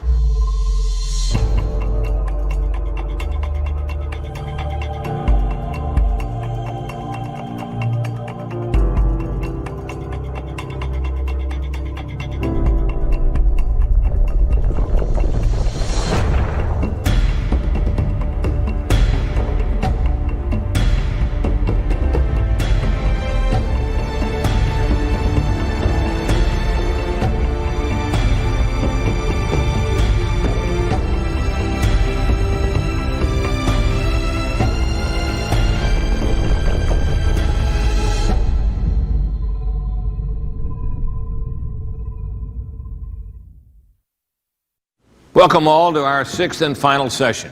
Our friend Dr. Glenn Sunshine has rejoined the panel. Today's topic, can we have good ethics in public life? We're all familiar with Washington political scandals. I've spent a professional career covering them. There are plenty of ethical problems that surface in the public square, but there's an even bigger question, and this is what we'll be talking about today. Can government actually be the instrument of justice, of good, of human flourishing? To start the discussion, we hear again from one of our own panelists, our co-host Chuck Colson. Just before I left the White House, the president sent me on a mission to visit the Soviet Union. We were locked into a very, very difficult situation with the Soviets. The president had been there in 1972 in the spring, had set up a strategic arms agreement and a grain deal. That was the deal. We would send them grain and they would limit the development of nuclear weapons. So very, very important. But this had run a cropper in the Congress because the Congress was angry, members of Congress were angry that the Soviets were not letting out Jews who wanted to emigrate out of the Soviet Union. They were keeping them all in. And so there was an amendment to the bill in Congress that would have allowed us to start shipping grain to the Soviet Union to block that grain until they would release Soviet Jews. I went to Moscow right when this issue was boiling. Very few Americans had been there because we just opened up relationships. I ended up in the Kremlin one afternoon negotiating with Vasily Kuznetsov, who was the hardline Soviet negotiator. The question was, could I get Jews released so that the amendment in Congress wouldn't block the shipping of grain and therefore it wouldn't block the arms agreement that Nixon had entered into, which was historic and extremely important to the national security. And we sat at one of those long tables with all the Americans on one side and all the Soviets on the other side, and went for about 2 hours. This guy was really tough, and he kept saying to me, pound the table, he'd say, Mr. Colson, you come here and you're trying to interfere with our domestic affairs. And I kept countering him. I kept saying, no, human rights aren't domestic affairs. You don't give human rights to people in the government. And you can't take them away. Human rights are God-given. I remember quoting the language of the Declaration of Independence. And I'm reading this to him, and he's getting angry and angrier and angrier. And I learned ahead of time that what you do with them is just keep pressing and don't show any sign of weakness. And so I just kept getting tougher and tougher. I said, we're not interfering in your domestic affairs. We're talking about human rights. And after about 2 hours, you could see everybody was getting tense, and he was beginning to weaken. I saw a sign of it, and all of a sudden he hit the table. He said, okay, Mr. Colson, you can tell your president we'll do our part. And as a result of that, within days thereafter, they released 35,000 Soviet Jews. But what I learned out of that was that the unique contribution that America makes to the world, and it is unique, is to promote the idea that people are created equal, endowed by their creator with certain inalienable rights. This is the fundamental ethic on which the Western civilization was built. So there you have an example of where government can and was an instrument of good. Even a self-confessed rascal like Chuck Colson can promote the common welfare. So let's talk about this basic argument that he made to the Soviet officials, and let's hear thoughts on justice. How would you define it? What is the government's proper role? Gentlemen? Well, in the clip that we saw, Chuck Colson laid it out there pretty clearly by quoting our founding fathers. We hold these truths to be self-evident, that all men are created equal, that they're endowed by their Creator with certain unalienable rights, and among these are life, liberty, and the pursuit of happiness. And then it goes on to say that it's fundamentally for the protection of these rights that governments are instituted among men. And its job is to preserve order, to do justice, and to promote human flourishing. That's what government does. In the biblical understanding, that's what it does, and that's what it's done in the Western model. But we also need to restrain government. And I think Madison said it best, and I won't have a perfect quote here, but he said the first task of government is to kind of create order and secure rights and liberty, and then the second task is to restrain the governors. And so this is where you need government, but you need a limited government. And the root of this, of course, is what Christians understand as the doctrine of original sin. You have to limit power because of its tendency to corrupt. Professor Sunshine? One thing that I think is particularly important in current political discussions is to highlight the fact that rights don't come from government, that rights that are inalienable rights are endowed by our Creator. It's something that's inherent to what it means to be human. And government exists to protect those rights, but it doesn't grant those rights. It recognizes them. So what is the idea of distributive justice? What does that mean? It's justice in the distribution of the benefits and burdens of society. And it's a complicated theory, the theory of distributive justice, and a controversial one. Sometimes we talk about a social safety net. And why do we talk about a social safety net? Because we recognize that sometimes justice requires us to meet needs and even to use the mechanisms of government, the mechanisms of political power to meet needs. That doesn't mean that's the only way or that it's usually the best way. Private charitable enterprises are probably more important and ordinarily the best way. But we shouldn't rule out the possibility that government needs to come in to meet needs. Now that raises the question, government at what level? I mean, perhaps we don't want the central government as involved in the distribution of benefits and burdens as it is in our own society. Perhaps lower levels of government under the principle of what's called subsidiarity should be playing a bigger role. But that's essentially what distributive justice questions are about, Britt. If we agree then that we ought to try to achieve some distributive justice, the question becomes then how best to effect that and what is the most effective. And one way to understand subsidiarity simply is either decentralization or localism. That is, those local groups handle it so that the government doesn't crowd out private charity. And that's what I think a way to understand subsidiarity is thinking of it as localism. If the family can do it, then let's leave government out of it.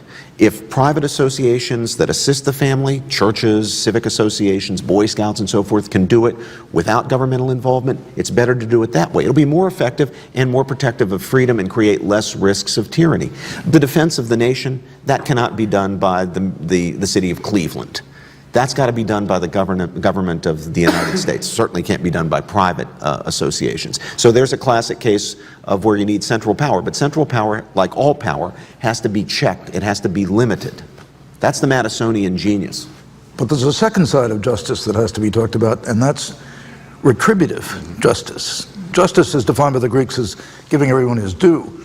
When I checked into prison, there was a GS7 caseworker who was checking me in, former special counsel of the President of the United States. He didn't seem intimidated.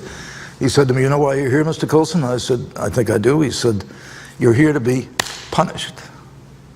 And that's exactly right. That's what punishment is, a response to be sure that the victim is remedied and the scales of justice are balanced. Where else can we look for examples of, government effectively applying a moral standard? And notice that we are willing to criticize our government. Americans are willing to criticize our government even when they are engaged in actions that protect us against aggressors, when they use force that's not morally justified. We do hold our governments to moral standards. The British clergy denounced their own government when they did carpet bombing. The RAF did carpet bombing of Dresden. Right, exactly. This, I think, reflects the deep underlying reality, especially in the influence of Judeo-Christianity, that government must be under the moral law. And law, I mean, how people say, well, you can't legislate morality. Well, of course, that's what law is. It's the legislation of morality, right? And it's rooted in a moral order. And if the government violates those rights, then it's wrong, right? And it should be changed. And how you change it, of course, is a very complex thing. And of course, in our own history, we had the example of the Civil War, which was fought for the purpose of entering what was ultimately believed and has now come to be universally accepted as a great moral wrong, indeed the original sin of American life. And we can certainly trace the emergence of that idea, that this idea of slavery was wrong, to moral thinking. One of the reasons why we're concerned with protecting human rights, one of the reasons why we have just war doctrine, that there are times when it is appropriate to fight, but if we fight, we have to fight in an appropriate way, is a notion that government also has a role in promoting virtue among the citizens. It's not just a matter of government stepping back and providing an environment for people to do whatever they want to do. The government, as understood by the founders, had a role in actively promoting virtue among the citizenry. It reminds me of another Martin Luther King quote. He said that government should not legislate morality, but they could regulate behavior. Yes, King, David, that reminds me of King's statement that the law can't make people love me if they hate me because of my race. They can't make people love me, but law can stop them from killing me. Exactly, regulate behavior. So let's examine that and the thinking of a particular man. David? There's a figure named Dietrich Bonhoeffer who has and will inspire generations just like Martin Luther King Jr. has in this country. He left the German world and challenged the church as it was co-opted by the Nazis. He began an underground seminary movement to challenge the Nazi domain who had overtaken the church and was preaching Hitler as Lord and not just God or Christ as Lord. He was arrested, imprisoned in Tegel prison, tortured, interrogated for a couple of years, wrote one of his greatest works that we know today, Ethics, which has been compiled later in bits and manuscripts that were smuggled out of prison. Ultimately, he gave his life, was executed, hung in Flossenburg prison camp 11 days before the Allied forces, American forces, liberated that camp. What happened, in his view and in the view of this panel, to cause the utter collapse of ethics in that country where he lived? What happened? Well, Britt, we have it in Dietrich Bonhoeffer's own words. Here's what he said. The great masquerade of evil has played havoc with all of our ethical concepts. For evil to appear disguised as light, charity, historical necessity, or social justice is quite bewildering to anyone brought up on our traditional ethical concepts. He's here talking about the Judeo-Christian ethic. He goes on. What lies behind the collapse of ethics is the death of civil courage, courage in the public square. Unless we have the courage to fight for a revival of wholesome reserve between man and man, we shall perish in an anarchy of human values. One may ask whether there have ever been in human history people with so little ground under their feet. And then he goes on to talk, Britt, about the collapse of conscience, people giving up the idea of conscience. The idea of conscience is what Newman called a stern monitor, imposing on us duty, our recognition of duty to do what's right, even in the face of powerful temptations and incentives to do what's wrong. And he poses a powerful question at the beginning of his book, Ethics. He said, ethics is not asking the question, how can I be good? He thinks that's the wrong question. He said, how do I discern the will of God? And that's what I ought to do. In fact, he has no time for people in general, Christians in particular, who sit on the sidelines and keep clean hands. One of the places he writes, better to engage in trying to defeat evil and risk getting your hands dirty and later fall on your knees for the grace and mercy of God than to sit on the sidelines and be proud of how clean your hands are. Stepping back from Bonhoeffer a moment, I think it's important also to realize that Germany was one of the great industrial powers. They had probably the most highly educated populace in the world, and they still voted Hitler into power. This is the culture that produced Beethoven, Bach, Goethe, so many great poets. It's a lesson to us that we can easily fall into grave evil, and to some extent, of course, already have. And you see, too, I think if you look at Germany and Weimar Republic and the rise of the German National Socialists, you see an increasing relativism, acceptance of eugenics, acceptance of values or just whatever that you make them to be, will to power. And so these evil doesn't just pop up out of nowhere. I mean, obviously, the German National Socialists didn't get 70% of the vote when Hitler was elected into power.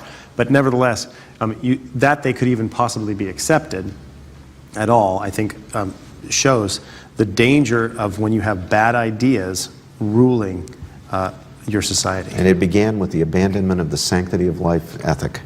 And not the killing of Jews or gypsies or others, that eventually came. It began with the killing of handicapped people.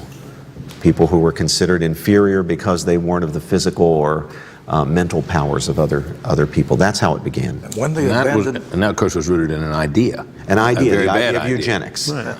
When the handicapped became conceived as useless eaters, that's what the Nazis called them, useless. And remember, picking up this idea from sophisticated, progressive people. They didn't invent it. And once you cross that line and abandon that ethic, then the evil becomes systemic. So systemic that the best doctors in the world in Germany were performing horrendous experiments on human beings. And so ideas and actions do kind of desensitize us to evil. And I think one of the things we need to do is resensitize ourselves to evil and resensitize ourselves to good. We forget, because we have short memories, that it was less than 2 centuries ago that slavery was the law of the land in Britain. It took a man, a politician, who felt deeply convicted that this was unjust, and he risked his whole political career. His name was William Wilberforce, and maybe you've seen the scenes from Amazing Grace where he rolls his petition out on the floor of the Parliament. A 20-year fight, but before he died in 1833, slavery was abolished in the British Empire.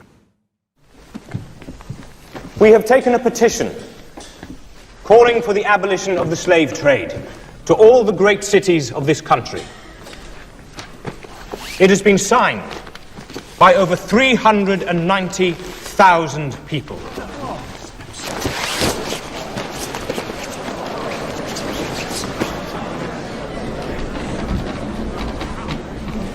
However, this petition is not yet complete. There is one more person who wishes to add his name.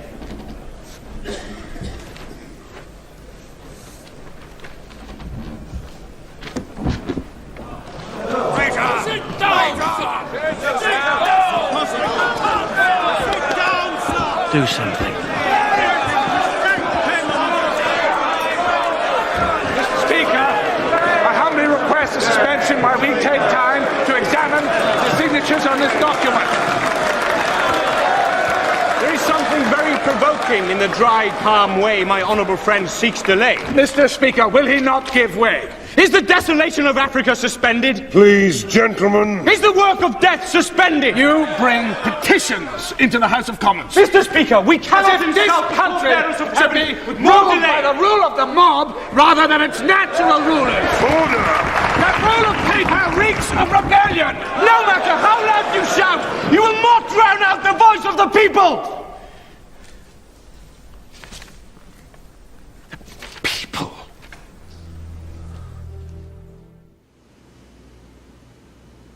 What you see there is a nation struggling to do the right thing, to emerge as a more developed and a more just society. So let's examine that. Professor George. I was thinking as we were watching the clip of Amazing Grace of that petition that Wilberforce rolled out. It made me think of a project that Mr. Colson and I are involved in right now called the Manhattan Declaration.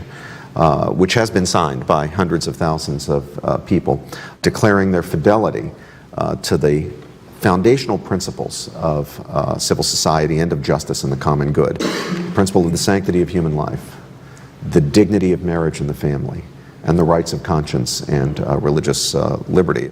I think that people who are watching these lessons should read the Manhattan Declaration with its pledge that while we will ungrudgingly render unto Caesar what is Caesar's, we will never render unto Caesar what is God's. And if you agree, sign on. Become one of those hundreds of thousands. Let's make it millions. Before all the students rush out of the room to do that, let's bring some of them into this discussion. They've done it already on their iPhones. Go ahead, question over here. Hi, my name is Matthew Sanford. Thank you for this great discussion. I think we've seen in these sessions that the government can sometimes have a very direct involvement in society in bringing about social change. For example, segregation. I think right now with abortion, many of us find ourselves in that same position where we see what the government's doing, we don't agree with it. How do we then act upon that? We can exercise our freedom of speech. We can support candidates. We can stuff envelopes. We can make phone calls. We can encourage people who will stand up for what's right. We'll stand up for what's right ourselves. We can listen to counter-arguments knowing that perhaps we're wrong. We're fallible. Maybe we're mistaken. We can engage our fellow citizens in argument and counter-argument to try to get to the truth of these matters and to persuade people to change unjust laws. You have to realize that politics is downstream from culture. Nothing happens in the political world that has any lasting effect unless it starts in the culture. So the answer is, if you want political change, you have to work on the grassroots level. It may not look like it's going to produce the results you want by just talking to your neighbors, because, I mean, what effect are they going to have on the Supreme Court? But over time, and that's the key, over time, you have to be patient. Building a grassroots support for social change is the only way it lasts. It cannot be done top down. Yeah, picking up on that, I'm guessing you're 21 or 22 years old? Be patient. Don't become cynical. Wilberforce started that at your age, and when it finally passed, he was, in his 50s. These are long-haul things. What Martin Luther King did, he didn't just do during his life. That started with Rosa Parks in a way even before that at the turn of the century. When you find your passion, your issue that you're fired up for, go for it. But understand it's not, we live in the instant response time, on-demand era. Changing social issues are lifetime issues, so hang in there with it and don't be put off by the setbacks. Michael. We have to remember, and I think this goes partially to your question, that there's no perfect governmental system because governments are run by fallen human beings. And we have to avoid utopian tendencies. We have to avoid comparing the good and the possible with some unattainable kind of kingdom of heaven on earth. And we have to avoid utopianism because every time utopianism is tried, it leads to enslavement, death, and destruction. But we can make a change, and as Professor Miller said, we have to have complete hope that through power of God we can continue to improve things and not give up. Another question? One more. My name is Joseph Clare. Thank you all, panelists, for this intriguing discussion. There's this question burning as to how we put together these two appeals to the absolute moral truths and then our human inadequacy and fallibility. And the question becomes, who has the authority, given that we may never appropriate the full absolutes, and then how much latitude or relativity is there when we look at other cultures around the world or other cultures in history?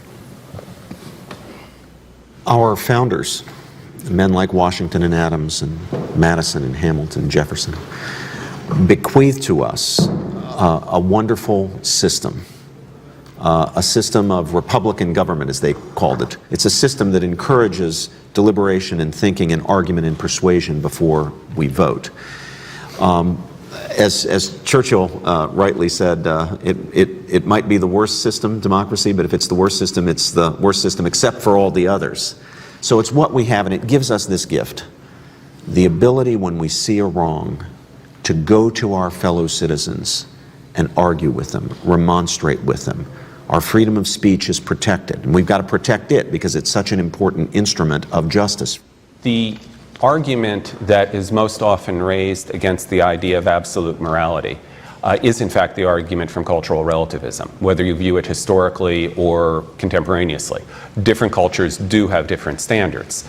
And our argument has been that there are some foundational issues that are accessible to reason that everybody knows, that there is, as was said, a moral law that's written in the heart. So how do we reconcile the fact that there is a diversity of opinion on right and wrong with the idea that there is an absolute right and wrong that's knowable? The first point here, I think, is that Although there is a great deal of cultural diversity, the extent of that cultural diversity can be exaggerated. I use the example of the Golden Rule. Golden Rule exists across the board in pretty much every major religious tradition. The point is, everybody recognizes that however you define your neighbor, which may vary, there are certain responsibilities you have toward your neighbor. This is the point C.S. Lewis makes. The general rules across the board in societies are much closer than people give them credit for. It's just the specific applications that's going to vary. I think what your question presupposes is that all of us can seek absolute truth and absolute standards, but we should do so without thinking that we're absolutely right. We should do it with a good bit of humility, because we're fallible and we're learning, and the more we study and the more we learn, the wiser we become. That's the process of life. And you know, one other thing quickly is that in one sense, we're never going to come to the fullness of truth. I mean, this is why, as St. Paul says, we see dimly. Plato, he said, you know, man is not the measure of all things, God is the measure of all things. And I think from a Christian understanding, we recognize that we're limited, but that we can find truth ultimately in God. This has been an incredibly stimulating discussion. The current breakdown in our society, the economic crisis caused by moral factors, failures at government, failures at Wall Street, failures with the lending institutions, failures with the public, which lost sight of the Christian work ethic that was our great inheritance in this country. But then we said we can know moral law. It is knowable. And then we said we can train the conscience, train the intellect, the sentiments, in such a way that the will can be transformed, so that we can live good lives. We took these ethical concepts and we measured them against questions of life and death, which are before us at this moment. We then took it and applied it in the workplace, which is vital to understand that it isn't just obsessive self-desire and fulfillment, but it's doing something of importance in the community. And today we've come to what I think will be a startling revelation for people watching this, and that is that good ethics can make a difference in public affairs in terms of how we live as a society and in international relations. I just want to leave you with one closing thought. I believe at the root of what it is that makes us good and just and decent is a recognition that we owe a debt to those who have gone before us. For me, one of the most moving scenes I've ever seen, and Spielberg is a cinematic genius, he knew exactly what he was doing when he filmed Saving Private Ryan, the story of a soldier who was lost but then found, and of Captain Miller, his commanding officer, who took a bullet and saved his life, and is slumped against a tank and dying, and he looks over at Ryan, the young 21-year-old whose life he just saved, and he said, "Earn it, with his dying gasps. The scene immediately moves to the graveyard. Private Ryan, now 70, has come back to visit, goes for the grave marker, kneels, finds Captain Miller's grave marker, and says this: "Every day I've thought of that conversation we had on the bridge. I've tried to live a life worthy of your sacrifice." And then he stands up and turns to his wife and says with the most pained and plaintive expression on his face, "Have I been a good man?" He turns to her and asks this question, the most probing question any of us can ask. And at some point in your life, you will ask it. And in that moment, you come to terms with really who you are, as Ryan did at that grave marker.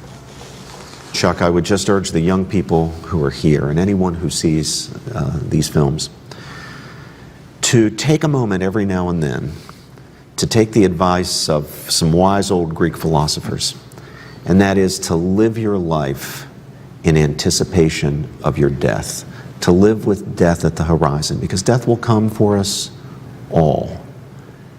Consider whether what you are doing now makes sense in view of your death. Will you be able to look back at the moment of death and say, yes, I lived a good and worthy life, a life worthy of those who sacrificed for me? Am I doing what's right? Am I doing what I could do for other people? Those other people who, like me, are made in the image and likeness of God.